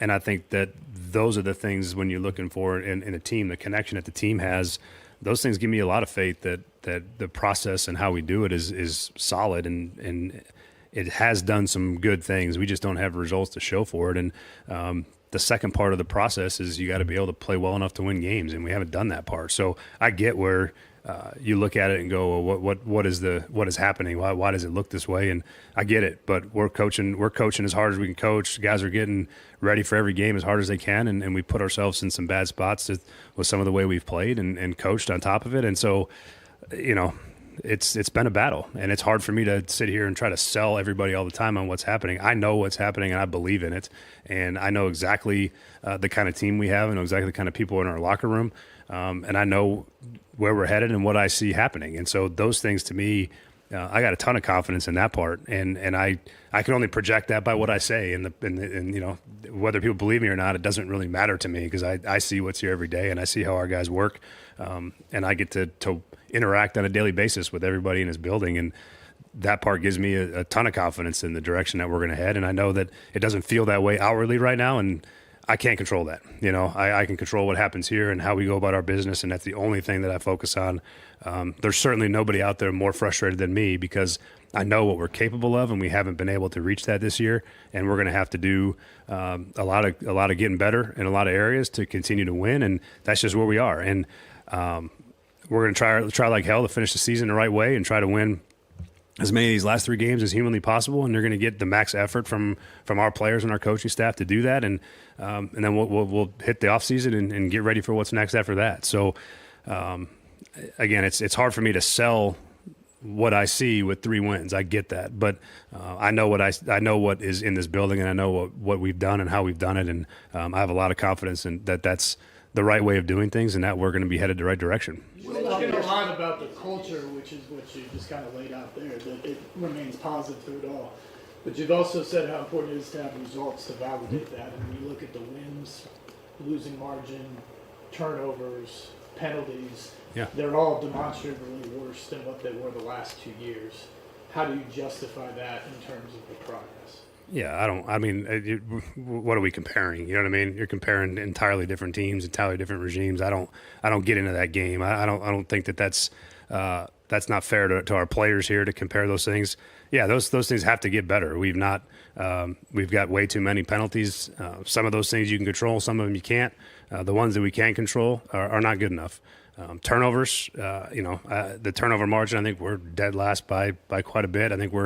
And if we're not last, we're definitely second to last. And you can't win games turning the ball over like that. And there's, again, whether that's whatever the function of that is, it's everybody's involved in the process of turnovers, but it's been far too many of them. And those are the things that we got to get fixed. And I'm not making excuses for those. That's not anywhere close to good enough. But I don't get into the comparison back and forth. That's your guys' job. You can do that. The fans can do that. But I don't compare years to years as far as getting better or getting worse. We're trying to get better where we're at now, and then we've not done a good enough job in all areas. That's why we have 3 wins, and so we have to find ways to get better. But I don't compare them to anything else. We're just trying to work and get better as where we are right now. Earlier you mentioned some of these personnel player decisions kind of being more rooted in winning now and trying to win, maybe more so than specific development. When you look at that broad scheme of things and that plan trajectory for the organization, why is it important to you to win now, given how many young players that need development are on your roster? Yeah, well, there's quite a few of them playing right now. I would say we I don't know what the actual numbers are, but we got to be up there in terms of rookie play time for sure. And then first and second year players, there's a lot of them. And development and trying to win sort of run parallel to each other. You're trying to do both at the same time. But ultimately it's a production business, and you have to win football games. That's what we're all here for. So we all get paid to do is try to win football games. And so you do your best to do the 2 things at the same time. But I mean, we trust me, there's development occurring. I mean, there's a lot of positive things with our young players, guys that are doing some nice things and have gotten better every week. But that's all part of that process. They run together. You have to be able to coach and develop while still trying to win as many football games as possible. Because there's at the end of the day, we got to win. Seemed like Mason was getting a lot of checkdowns that the Bengals were perfectly fine giving up. And one time he tried to drive something, he got intercepted. But how did you rate what he did, and how do you factor that in as you're deciding? Yeah, all matters. It's all part of it. He functioned. He found completions. He moved the team down the field, so that part was positive. we still had a fumbled exchange and we still had another interception. So again, that's concerning. Those aren't things that you get excited about.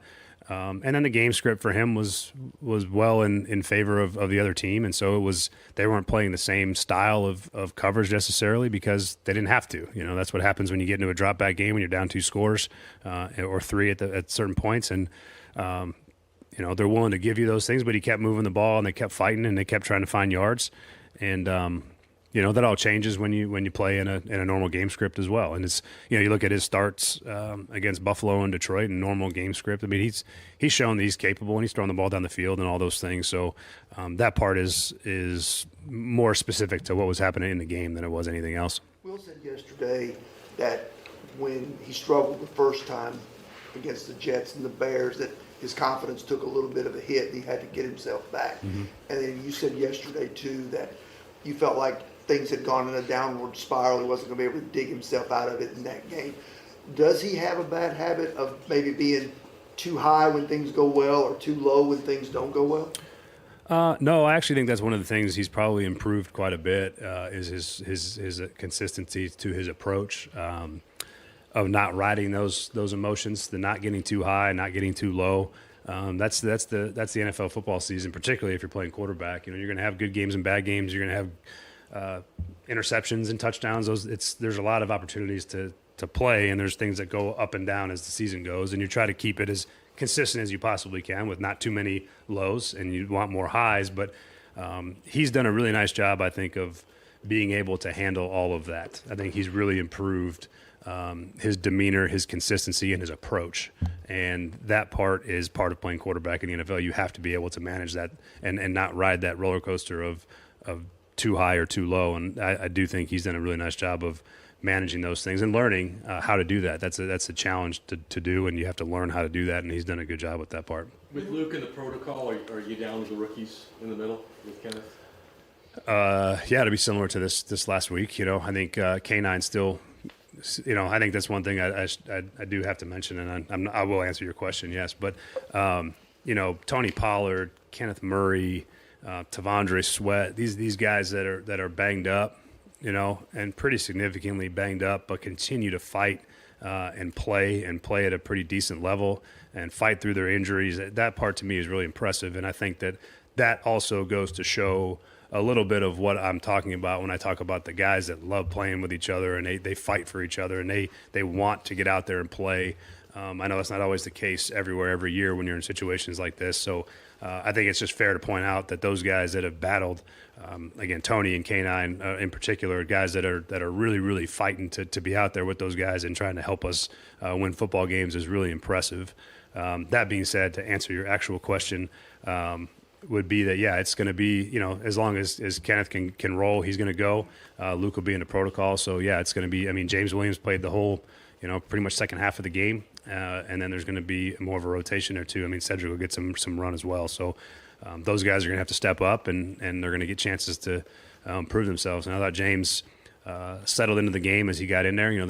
Early on he's kind of getting his legs underneath him a bit, but he settled in and I thought started to play pretty good football. So be a good opportunity for those guys. On the play that Will got hit and fumbled there, didn't look like anybody was blocking Trey. What should have occurred, I guess, on that? Yeah, it was a kind of a quarterback GT pull scheme, and as we pulled, they had brought the nickel off the edge, and Trey is really on a spike in there to begin with. So they got the front sides.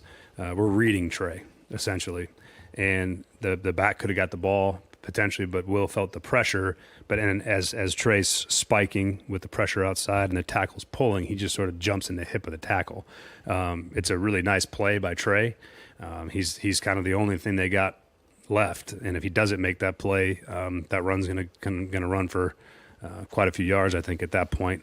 But Trey really he made a really nice play. The pressure sort of put him right into the spot to make it, and then he jumped in the tackle's hip as JC was pulling, and he was right there to make the tackle. So got to secure the ball, can't put the ball on the ground. But it was a good play by Trey, and it was one of those plays that, in hindsight, you look back and you're like, was there something better on 3rd and 12 and we're trying to get in the field goal range? But, I also look at what the front side of it looked like, and it had a pretty good chance to gain the yards we needed to try to kick a field goal. and stay in field goal range on 3rd and 12. What will ultimately be the year-end evaluation of individual guys or the team as a whole? How important are these next 3 divisional games, second time you play each of them, into determining how far these guys or the group has come?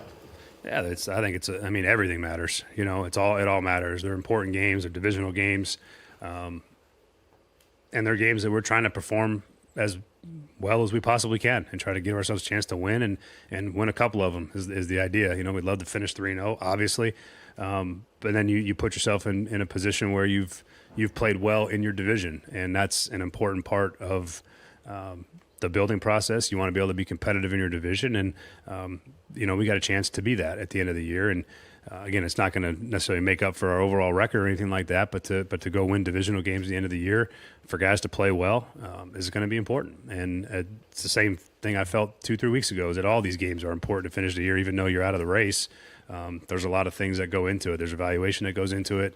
Our film is the resume, and guys want to play well for that part, and we want to play well for what's coming for us next, and we want to have positive things to build off of. So, yeah, they're very important football games as the year closes, certainly. When you mentioned being disappointed by not matching the expectations you had, what were some of the things you saw in the preseason or in the offseason that gave you those expectations, and why do you think that hasn't matched based off that evaluation? I've always said that I felt like we had a chance to be a pretty competitive football team, and I think we were in a lot of different spots this year.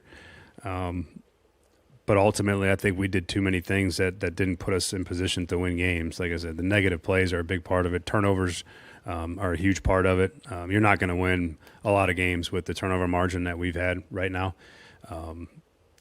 It was improving a little bit there for a minute in this middle part of the season, but then you go out and you throw 6 out there, that's gonna hurt it. But that's the part that I'm the most disappointed about, is that we put ourselves in position to sort of give away games as opposed to necessarily lose them.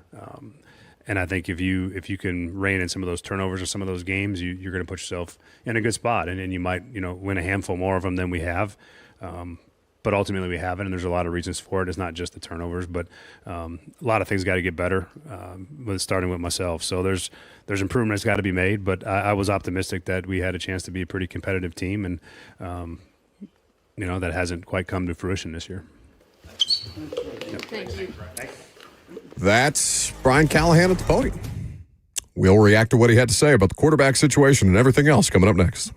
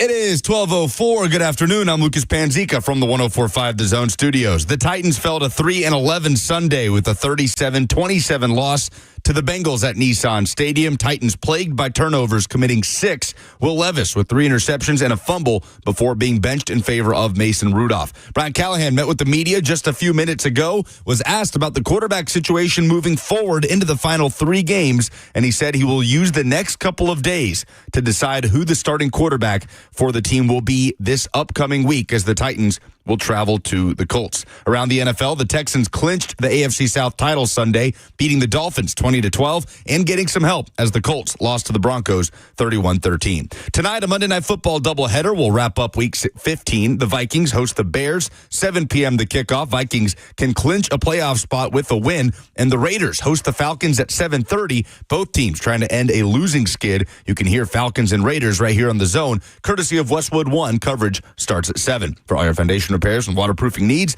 visit USSTN.com. Breaking news at once on your home for the Titans and Vols. This is 104.5 The Zone.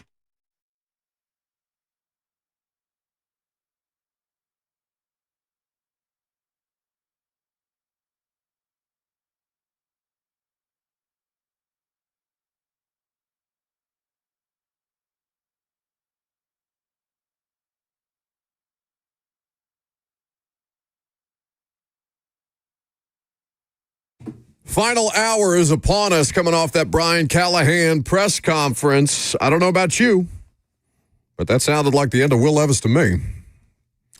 Nothing definitive. We'll play some of those comments back for you since you may not have heard it as we get this final hour started. Lucas Jackson and me until 1 o'clock, 615-737-1045. The number, if you would like to join the conversation, it is Sad Boy Radio because the Titans lose again. They lose again by double digits. It's the 7th time that this franchise has been splattered by the opponent, and the quarterback, the primary reason why, yesterday. Sat down for punitive measures. We understand this. How much longer that will last beyond yesterday remains to be seen. Jackson, what do you have ready for me to go back to on the Brian Callahan press conference? We'll hear from him here shortly. Here's what I'll say, though, before we hear from Brian Callahan again, because I don't need Brian Callahan's commentary to tell you what I think about this. Once you bench him, and it's not for injury, you don't go back. That's a message that you're sending to him, to the rest of the team, and I appreciate that you'll hear in not so many words from Brian Callahan that they're keeping it fairly even with how they do these punitive, or how they take these punitive actions. Nicholas Petit-Frere, in the onset, got sat for performance issues. Jaquan Jackson, inactive again for a second straight game because of performance issues. The quarterback yesterday has had performance issues throughout the course of this season, but yesterday was the worst of it. Once you sit him, you don't go back to him unless you have to because of injury. Well, that's not true. We've seen that this year with the Colts, who benched Anthony Richardson and then went back to him with injury having nothing to do with it. How's that going? Not well. I agree with you. You can go back. Like you have the option to go back. Sure. If Mason Rudolph comes in and you have the same issues next week, you absolutely could roll Will Levis back out. You should not. I agree with you that the Will Levis experience feels over. And if Brian Callahan, like we said, it's the first time all year long that he has not, in response to a game, that he has said anything other than, no, Will is our starter when healthy. It's the first time we haven't heard him say that. And the fact that he's saying he's going to take the next couple days to go over it, it's hard to imagine that he's going to take those days and then come out on the other end with the decision that after thinking about it, no, we're going to keep rolling with Will. Can you imagine the reaction if he takes the next couple of days and then gets to the podium on Wednesday and say, yeah, we'll run it back. Yeah. So if things crater again next week, you could absolutely roll Levis back out there against the Jags in Jacksonville. But I agree with what you're saying in principle that this feels like this feels like a big turning point in the Levis experience in Tennessee, in terms of his viability as the future of this franchise, which was the answer we set out to find out in 2024, even though he is under contract for 2025. People will have their answer on Levis throughout the entirety of the offseason. even if he is still a part of this team going into training camp next year. Okay, I think it's a fair correction by you. You can do it. You should not do it. In this particular situation, and I kind of feel the same about Anthony Richardson. I thought the way that Shane Steichen did it was kind of odd. Carolina has obviously gone back to Bryce Young with some level of mixed results. They have the same record as the Titans, though. Yeah, they're just not winning games. Like, he's playing better, and they're coming close, but they're not winning games. Jay says this take is too reactionary. Please.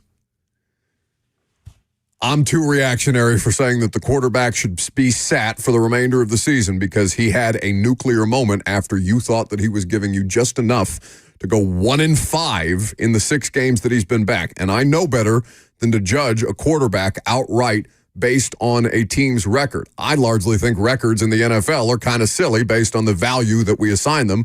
They can sometimes feel pretty arbitrary when you look at any given team on any given day, whether you think that team that's out there playing is an 11-win team or a 3-win team. The records don't seem to matter in a lot of these situations, even though that's the way that a lot of people seem to do the evaluation of the teams on aggregate. Will Levis deserves to be sat. Players in the locker room cannot be looked at seriously and told he gives you the best chance to win games. And Brian Callahan said a version of that, right? That's what he is weighing here, that other players across the roster have been sat for performance. Correct. Because they have not met a standard. So what does it look like on him to continue to trot out Will Levis when he clearly has not met that same standard that would have any other player benched? Let's hear from Brian Callahan on that very subject, shall we? Yeah, that's the long. You start talking long-term stuff. Those are all postseason questions. We're in a week-to-week battle right now. We're trying to find the best way we can to win the football game. Trying to put the best possible performance we can put together. We got 3 weeks to play, 3 divisional games. So that's really what our focus is on: is how do we best attack those 3 games and finish the season on hopefully a high note. And that's all I really worry about right now. My focus is on those things, and those questions are for after the season. We get a chance to sit down and really look at the totality of work and where we stand. If you're debating on what would be the benefit of moving away from Will at this stage?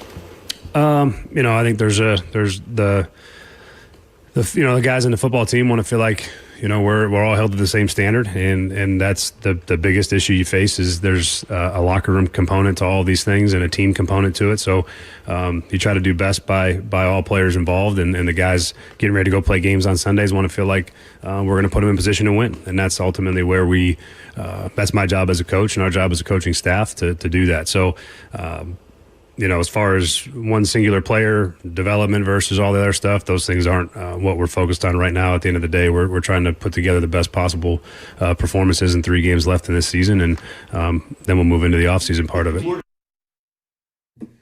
So that's Brian Callahan on what the logic would be if they decide to sit Levis for the foreseeable future beyond just the half or the second half where they benched him yesterday. Some commentary from the F&M Bank chat on Facebook, YouTube, Twitter, and Twitch.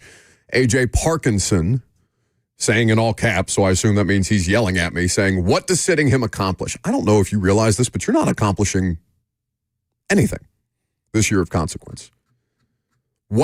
It makes no difference who you trot out there at quarterback other than if you put a player out there who does not actively give you the best chance to succeed, then as a player, I would have zero belief or faith in that coaching staff. Now, I don't know what the level of faith that the locker room has in the coaching staff right now is. I don't know vice versa. But if you put a player out there who in your head does not give you the best chance to succeed, then you should not have that job. I think this is where we'll start to see that disconnect between fans that want to see if the Titans can get that top 5 pick versus what's happening in that building, where the approach is completely different. There are Titans fans that want to see Will Levis start the next 3 games. The majority of those fans want to see that because they believe that will give them the best chance to move up in the draft order, where they currently hold the number 6 pick with 3 games to go. But that's not how they're going to think about that in that building, not even remotely close. Not even close. We'll take your phone calls on this coming up next. You'll hear more from Will Levis and Brian Callahan. I'm Buck Rising. It's 104.5 The Zone.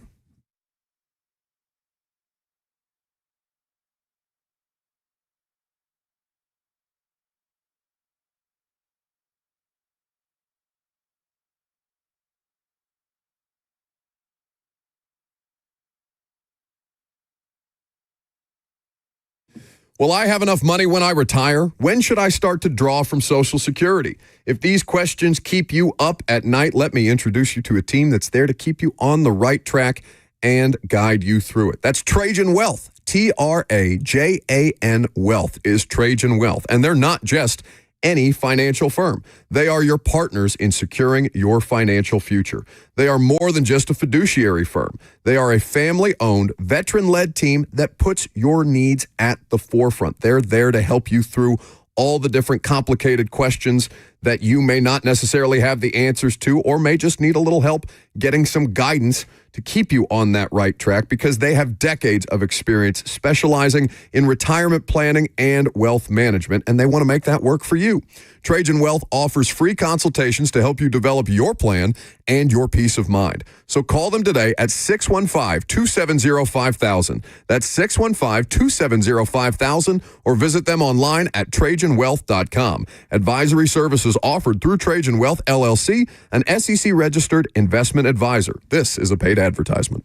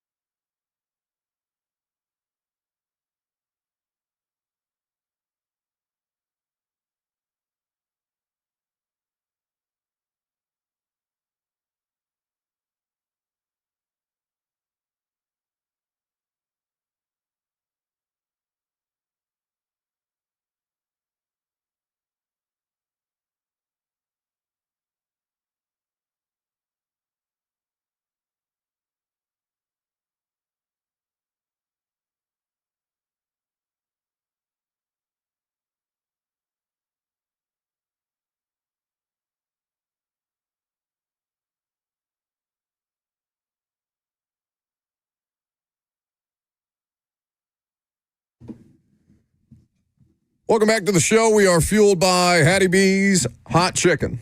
615-737-1045, the number if you want to jump in. Brian Callahan just gave a press conference as non-committal on Will Levis moving forward as you've ever heard him.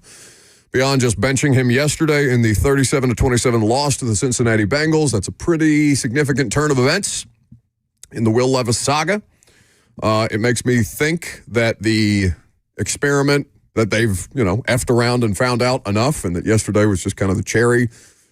Cherry would indicate something good, but just the straw that broke the back, right? The straw that broke the camel's back. Why is it a straw? Is it a piece of straw, or is it like a drinking straw? I think it's just that like a camel can hold so much, but there's got to be a finite amount before the camel's back gets broken. And in the end, it's just one straw, just one little straw, which doesn't seem like a lot, but it crosses the threshold of that finite amount of things the camel can hold.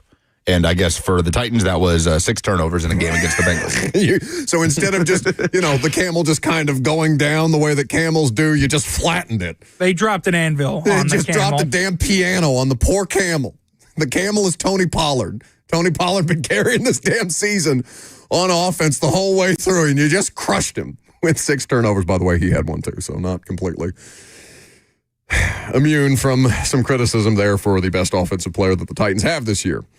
Now, let me hear from the subject of the benching himself. Can I hear from Will Levis on the benching and why he's not outright discouraged by it? It was Bo. I didn't get to talk to Brian. He just told me, turn the ball over 4 times, man. Like, that's what happens. And there was no fight. I just understood it. It sucked. I was there for Mason and the guys, and just tried to be the best teammate I could for the rest of the game. On the decision for the future going forward, Callahan had mentioned you pulling through. I know as a man you have to do that individually, and as a player, how do you do that after a performance like this and just what's piled up? Yeah, I'm not fretting. I know who I am as a player. I know what I'm capable of. I felt like the ball was coming out of my hand well, and there's things we could do at all positions to help us out in a couple of those turnovers, but there was nothing discouraging about it. It was just one of those days, and I'm going to keep swinging, that's for sure. Okay. Well, the question is, do they give him another opportunity to have that at-bat for him to keep swinging, in his own words? Then for Brian Callahan, he also discussed the confidence in Will Levis at this point in time. I've had confidence in Will. I've been, I think I've supported Will at every possible turn. We've poured into Will as much as we possibly can.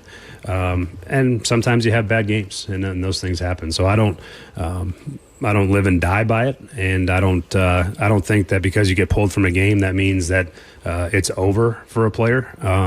I just think that was the decision we had to make in the moment, and there's a lot of things that Will's done well. I think he's improved. There's a lot of playing of the quarterback position, I think that he's done a lot better job of, and he had a really poor outing yesterday, and that was that doesn't necessarily mean that it's the end for him at any point. That's just part of playing quarterback in the league. There's plenty of guys that have gotten pulled from games after poor performances, and they get better for it and come back better from it. So those are the things that I'm looking at, and ultimately for us that. It's nothing in this league is final in that regard. There's no finality to that. So he's still a young player. He's still learning, and we're still coaching and trying to get the best out of him. And again, I think I've seen improvement, and he had a bad day. Okay. It's going to be very telling these next 2 days. Or I guess Wednesday is the next opportunity that we'll find out about this whole situation. But that does... maybe I don't want to read too much into comments 2 days before they make a final determination. So let me, as Coach Max says, keep my powder somewhat dry. But to me, I don't know. I think that train's left the station. I think that the Will Levis experience for this particular team in this particular year, they can give him another opportunity in training camp. They can try it again in 2025 if they feel like he's made substantial improvement and they feel like they can trust him. But that does not indicate to me great confidence in that they can trust him to do the things, the baseline level things that is required of a player in that position. And Mason Rudolph may be the physically lesser player, or from a trait standpoint, lesser player. But I revert back to the conversation I've been having all year around Will Levis. I don't trust him. He has the opportunity, or he had the opportunity to earn back that trust. I'm good. Yeah, the whole experience has been, to put on the fan hat for a second, extremely discouraging, because there is no question, a lot of people did not like Levis as a prospect coming out. I obviously was one of those people.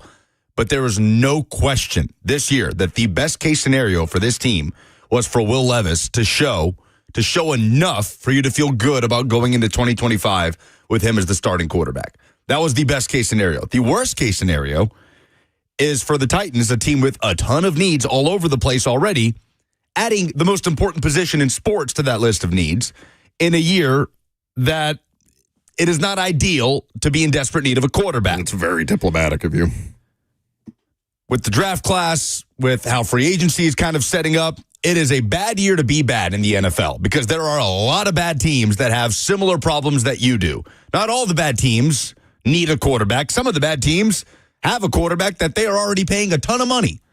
But most of the teams of that ilk, 3 or less losses, are in need of a quarterback, and there are already a couple in front of you in the draft order, and your options are running thin. This is a worst-case scenario in terms of how this has turned out. They are one of 5 teams that are 3-11 right now.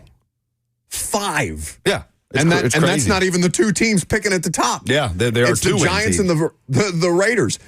The Titans at 3-11 would have the 6th pick. Which is only one better than what they had a year ago. Yeah, correct.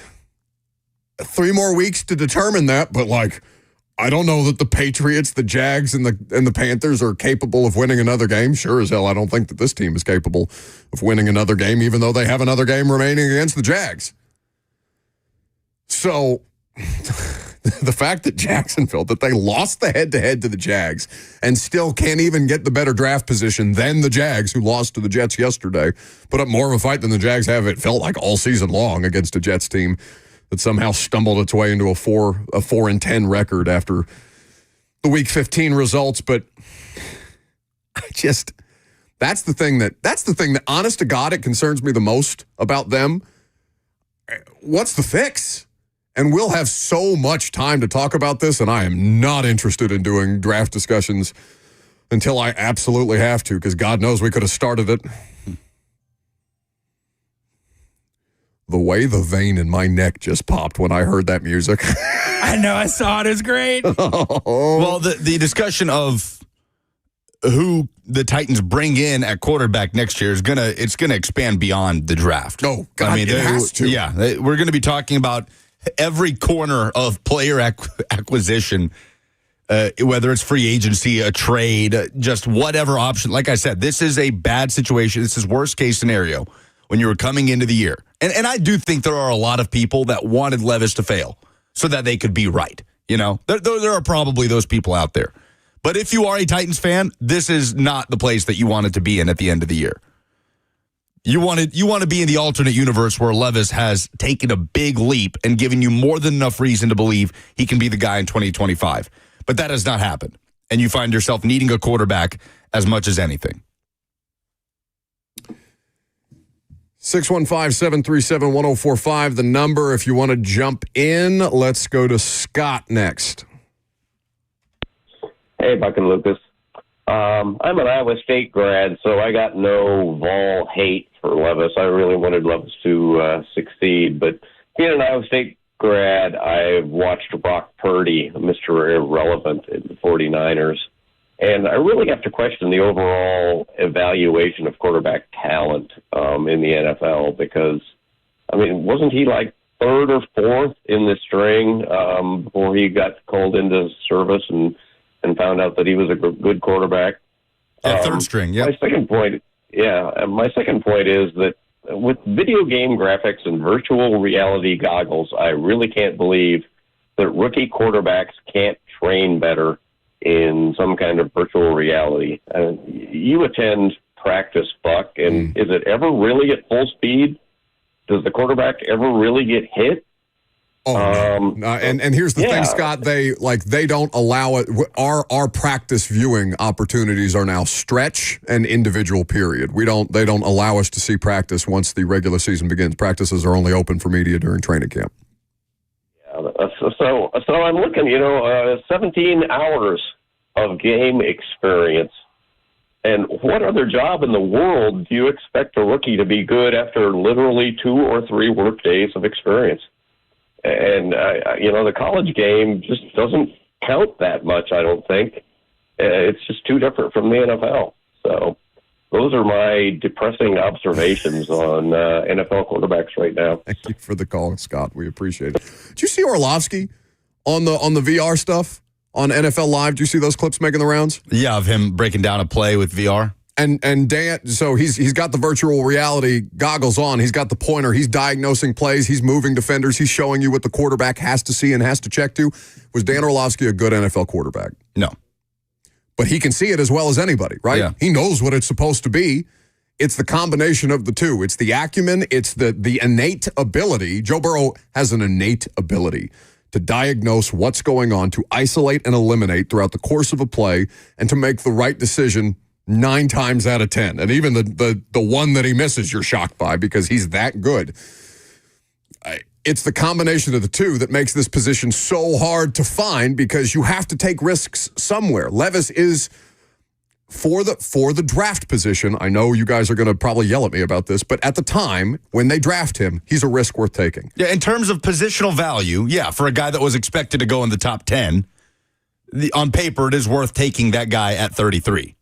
Yeah. The problem is hinging the hopes of a franchise around him. Anthony Richardson, for a franchise, even it's a tougher sell, but not for NFL organizations and not in the first round because that's when they're supposed to take those high ceiling type of risks. And God knows, plenty of people talked about his ceiling, but the actual skill behind that ceiling is not there to date.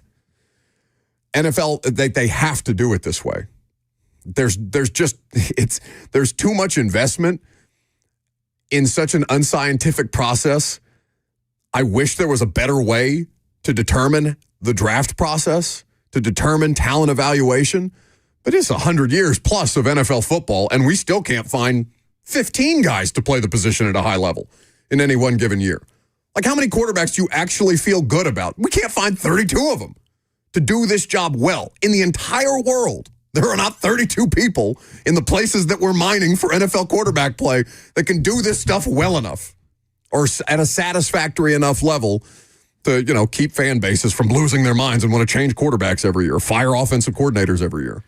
So we cannot control, we have no impact on how the NFL handles quarterback evaluation in the draft. But on this show, can we just, the first question that we ask when we spend the next few months talking about the quarterback class, are they good? In college. Yeah. Are they a good college quarterback? Oh, but the Cam Ward. That needs to be the first question that we ask. We're already presented with a problem here because Cam Ward is a good college quarterback, and he does a lot of the Levis stuff. Oh, sure. No, it doesn't mean he'll be a good NFL quarterback. I know, but that's the baseline. Right. Yeah. Again, we talked about this a few months ago. Yeah. Good college quarterback, yes or no? If the answer is no, and they are not named Josh Allen, probably not going to be your solution. Was it Austin that texted us that little drawn-out diagram? It's a simple chart. That's right. And again, I think there are people that are doing victory laps because Levis hasn't been good, and that is the wrong way to go about this. But that's what makes it so discouraging is it's what a lot of people, myself included, were afraid of when Will Levis was drafted. Because this is the player that we saw in college. Athleticism, traits, flashes, upside, but ultimately turnover prone and more negatives than positives. On aggregate, doing more things that hurt the team than help the team. And he had obviously the upside was there, but fast forward to 2024 and Will Levis is the player that he was in college. Anthony Richardson is the player that he was in college. Bryce Young has not been. He was an excellent quarterback in college, but he has shown more than the other two. Yeah. He's at least closer to the barometer that you've set, right? Yeah.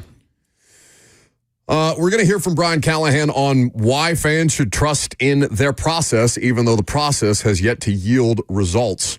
Let's go, but we'll take one more phone call here before we pivot to that conversation. Brian is up next. Not that Brian, but the other Brian.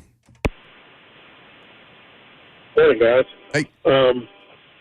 Couple questions. One, what's the Titans' salary cap looking like for next year? Because, regardless of which quarterback we have there next year, if our offensive line cannot block and protect him, we're going to have, trouble again this next year. And then two, do we use those picks to go get quarterback, or do we spend it on offensive linemen to build this team up, or do we look at free agents? We'll have those conversations in the offseason. I don't know. Like Garrett Bowles got signed to a contract extension. The Broncos left tackle. He would have been the top available tackle on the market. He didn't hit it, right? They got it done well in advance. So it's just a merry-go-round conversation right now to even try to parse that. Beyond, here's what I'll tell you, Brian, about the cap space situation. Now, this is just over the cap right now, and these things are pretty fluid, and they do adjust, it seems, almost on a weekly basis based on who hits roster bonuses, incentives, all these different things. But right now, projected salary cap space, without knowing the final salary cap number that teams will have to operate under, the Titans, let's see, 1, 2, 3, 4, 5, 6, 7, 8, 9. They have the 10th most cap space in football next year, just straight up cap space at 63.01 million and change. They have less, though, effective cap space in $46.58 million available to them. The Patriots are the team with the most both cap space and then effective cap space according to Over the Cap there. So we'll keep you updated as they go along. But, and I understand why you're asking the questions about how you would address things in the offseason, but let's just get there. Let's get there first. All right, Brian Callahan on the process. How are fans feeling about the coaching yesterday? Because I can't pin yesterday on the coaching. I don't know what to do with the quarterback situation. There are days when I've absolutely, because honest to God, I was just happy that they were running Tony Pollard inside of 20. Like right, that they finally figured out that they could run in the red zone instead of throwing 4 times or 3 times from the 2. Yeah, they handed the ball off 6 out of the 7 plays on that first drive after the Luke Gifford interception. They were 4 for 4 in the red zone yesterday. Why that took? Oh my God, 4 for 4 in the red zone. Yeah, woo. They went 100%. You can't put Will Levis back in the lineup. You know where I am on all of this. Add this to one of the games that you can attribute. Even average quarterback play can win you this game, right? And that's now 4 games that even average quarterback and or special teams play could have won you. And then you're talking about the difference between 3 wins and 7 wins going into week 16, which is a massive difference where none of us are talking about even a remote possibility of Brian Callahan being one and done. Do we have to ask the question, is Amy Adams-Strunk considering? So you know where I stand on these things. Is Brian Callahan the biggest reason the Titans are where they are? I think the answer is absolutely not. I think there's no way that that's the case. So, why don't we hear from him on why he thinks that they are doing the right things, even if the results haven't bared themselves out. We'll do that coming up next.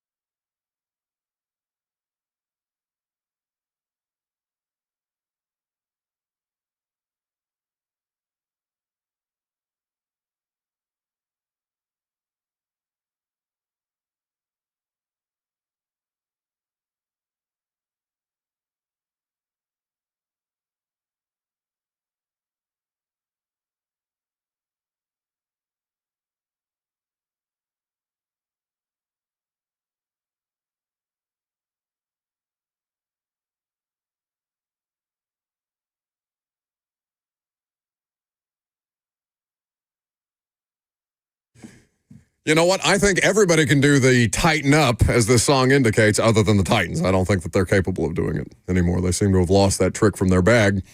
37-27, the final margin yesterday. Lucas brought up something funny that made me laugh. Or did the chat bring it up? Did the chat offer up the holiday card Christmas card as we approach closer and closer? Q in the F&M Bank chat reminded me of this. Reminded you of what? So Q says, last year that had me rolling. Lucas P. kept on talking about that Christmas card. Amy said, bump that. Bye, Mike. Referring to the Christmas card that the Titans sent out to season ticket holders last year that had like a cartoonized, I don't know what the word would be, cartoon version of Mike Vrabel on the card. And several, other players. There was Derek, I think. Yeah. But Vrabel was kind of front and center. And I mean, I think I said this. Well, look, they put the guy on the Christmas card. They're not going to fire Mike Vrabel, okay? I didn't think they were going to fire Mike Vrabel. Most of us did not think they were going to fire Mike Vrabel until that final week of the season, and then they fired Mike Vrabel. Was it Tannehill last year who got the offensive lineman suitcases for Christmas? Oh, I think there was something there, and there was obviously jokes to be made at that situation as well, given the fact that many people were saying, well, he just wants them to get the hell out of town, like go on a vacation, just get away from me, stop getting me sacked. These offensive linemen who I've bought suitcases for. Here's why that though, it's a funny example of the Titans. And, remember Diana had that whole piece where she spoke to a bunch of Titans executives, Titans officials, and the line literally given to her was ready, steady, Vrabel, and people dragged her for it. And yeah, she's my friend, so obviously I'd cape up for her if I thought that she got done wrong, and then they fired Mike Vrabel anyway after the whole ready, steady, Vrabel. That's why I think this organization has no idea what the hell they're doing. I don't know what search committees or who's on these search committees or what level of decision-making on any given day. I don't think at the time they put that Christmas card out that they were ready to fire Mike Vrabel. I think they just decided in week 18, yeah, you know what? All right, it's enough. I've had enough. Let's make a change. Okay, what are you going to do after the fact? Oh, we'll do this, and that. That feels a lot better. Hey, everybody gets along. Collaborative. That'll be good, right? We can win more football games than this. It's not good enough to win more football games than you lose, huh? 3-11. Where the hell are you now? Search committees. Tommy is up next. Hey, Tommy. Hey, Bob. You're going to think I'm crazy, and I probably am. But if Tannehill was still here, we blamed everything on Tannehill, but the real problem has always been a large part the offensive line. And we're talking about the future of the Titans now. We're not talking about wins and losses. We're not talking about draft picks. We picked Will Levis because he's supposed to be the future. So is there anything maybe in the last 3 weeks that he can change our mind about? And he's probably done. I agree with you. But if there is, then we have to still give him a chance. And the reason, if we still had Tannehill here, and I've got facts to back it up, look at Malik Willis, the difference. I didn't think he could make any other team's practice squad. And look what happened when he went and got in front of an offensive line that could block. Joe Montana couldn't have been successful with the Titans, with our offensive line over the last 3 years. So until we get that... Thank you, Tommy. That's 60 seconds on the clock. I got a stat for Tommy. Okay. This is from PFF. Zach Lyons brought this to our attention yesterday on Titans Talkback. According to PFF, Will Levis was under pressure on 15.4% of his dropbacks. So 2 of his 13 dropbacks yesterday. And according to PFF, all 3 interceptions from Will Levis came in a clean pocket. The offensive line fine was not the thing dragging the Titans down yesterday. It's just fine. They had that one where Trey Hendrickson was unblocked, where obviously the fumble got forced, and Brian Callahan diagnosed that play earlier today. What the logic was, but yeah, offensive line. Honestly, I haven't looked at Nick Petit-Frere's Pro Football Focus numbers, but he was okay. Offensive line, not an issue for the quarterback that just had a meltdown. Speaking of meltdowns, what the hell happened on Talkback last night? What happened? Oh, there were some technical difficulties. Shout out to Jackson, who kept us afloat there. But yeah, I mean, the whole system decided to crash along with the Titans right at the beginning of the postgame show. But No, Jackson controlled the situation. Mike Buckner, our incredible engineer, got on the phone with him, and they were able to get it up and running. And myself, Zach Lyons, and Kevin Dyson just had to hold it down until it got back up and running. So you mean the football was so bad yesterday that the system just decided, no, I won't do it anymore. Yeah, the irony of the situation was hard to ignore. I got to unplug a bunch of stuff. This season is filled with so many moments of dark comedic irony, but none greater than the system that gets us on the air and off the air to talk about this godforsaken football season that has dragged itself through the muck. Just saying, no more. I won't take it. I won't stand for it. We have to put the operating system for the radio station on self-harm watch the football so bad. Had to bring it back kicking and screaming. Yeah. Where's John Bon Jovi? God. Shout out Mike Buckner, man. We do not shout him out enough. That's true. The best in the business, our awesome engineer. And suggest that we try a similar fix with the football team, that we unplug them and then plug them back in. You want to blow on the cartridge a little bit? See if that doesn't shake the bad out of them? God. Polls, please.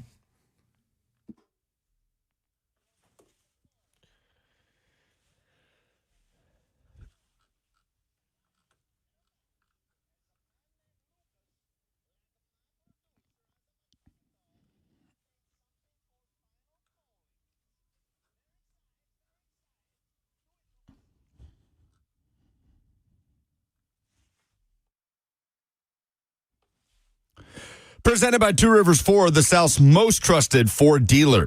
Does Will Levis start another game for the Tennessee Titans? Final results here. We had over 500 votes on this poll. It couldn't be any closer. 50.2% saying yes, he will. 49.8% saying no, he will not. I almost think we should have changed the parameters of the poll to the next game, because it's possible, God forbid, Mason Rudolph get hurt or something happen and they have to do something. I don't think that they would outright make Levis inactive and make Simeon the backup, but I don't know how punitive they're feeling these measures need to be. All I know is I listened to a press conference for the first time that Brian post-game last night, and today, earlier, if you missed it during the show, we carried the full press conference. That did not indicate to me that they are prepared to give Will Levis another chance, though they did say they'll take the next couple of days. When next we meet with Brian Callahan at a podium, fair to expect that he would make a determination. And if not, we got a million other questions we got to work through. We can ask that question tomorrow. Who starts on Sunday in Indianapolis? Henry on the FNM Bing chat demands a recount on that poll. Stop the count! Are you officially out on Will Levis as the Titans quarterback after yesterday? 54.6% majority audience saying yes. 25.8% say they were already out, but 19.5% say they are still holding out hope. I am out for 2024. I think it's fine to let him try it again in 2025, bring somebody in to push him in training camp. Don't just give him the job again the way that you did it this year. But for the remainder of the season, let the man sit. Let him see what's happening out on the field from the sidelines. Let him get healthy, because clearly the AC situation, AC joint situation in his throwing shoulder is also a part of this equation here. Just enough. It's honest to God for him as much as it is for them. I just think he needs a break. What did you learn about Tennessee basketball after escaping with a win at Illinois? Det says that they can beat the refs and the opposing team in the same game. Karen says that they are gritty. Jimmy says we've got to have more guys contributing to go win a championship. That's where I thought that was the biggest takeaway for me on Saturday, that your two best players fouled out. The two guys who you would put the ball in their hands in a game-winning situation were on the bench, fouled out, and you found a way to win, despite some injuries, too, going into that game. Yeah, it's the first time that I am willing to accept some level of dialogue about officiating having an impact in that game. I did not agree with a lot of those calls, but credit to Jordan Gainey, who took advantage of an opportunity to go coast to coast there and just outright win it after the Illini offered up several opportunities, or had several opportunities to win it, and just weren't able to get it done. By the way, I mentioned the play that was drawn up, the game-winning play to Jordan Gainey. So Rick Barnes got that play from Morgan Wooten, a legendary high school basketball coach for almost 50 years at DeMatha. in D.C., and that is where Rick Barnes got that play, and he shouted him out in the post-game press conference, pulling it out for that win for the Vols to stay undefeated. Thank you, Steve Lehman of News Channel 5, for bringing that to our attention. Yeah. Which team with a second-year quarterback has the worst situation? Titans, Colts, or Panthers? 63% of the audience say it's the Titans, 29% say the Colts, and only 8% say the Panthers. Panthers feel the best out of the three, which is crazy because they're still 3-11. The Colts are the best of those teams, but Richardson is clearly and obviously not getting it done at this rate. But they are least likely among the three to give up on Richardson, right? Given that they are, they're closer to 500 than either of the other two. Levis feels like the odd man out in this discussion. You think so? I mean, the Richardson thing is so bad. It's bad, and he's been in a better situation than Levis in terms of the talent around him too. I don't know. I think Levis and Richardson are right there, neck and neck, in terms of how they have fallen below the standard that they need to be to start competently. If I'm Indy, though, I just say, all right, we'll keep Flacco. Like, if it doesn't work out, like, at least Indy already has Flacco. The Titans, you're just hoping and praying and wishing that Sam Darnold decides that a payday here is better than a payday on a better roster in Minnesota. Well, we'll have all offseason to talk about that. I refuse to do it until the season is officially over. I can't. I've never said this in my life. Probably an indictment of me, but I've never wanted a season to end faster than this one. Those are the polls. That's the show. A lot of happy talk tomorrow. Vols, college football playoff, basketball teams plural in the state of Tennessee, be it Vandy or the Vols, men's or women's, they're excellent. So we'll put this conversation to the side and get back to it tomorrow, prime time tonight at 7 p.m.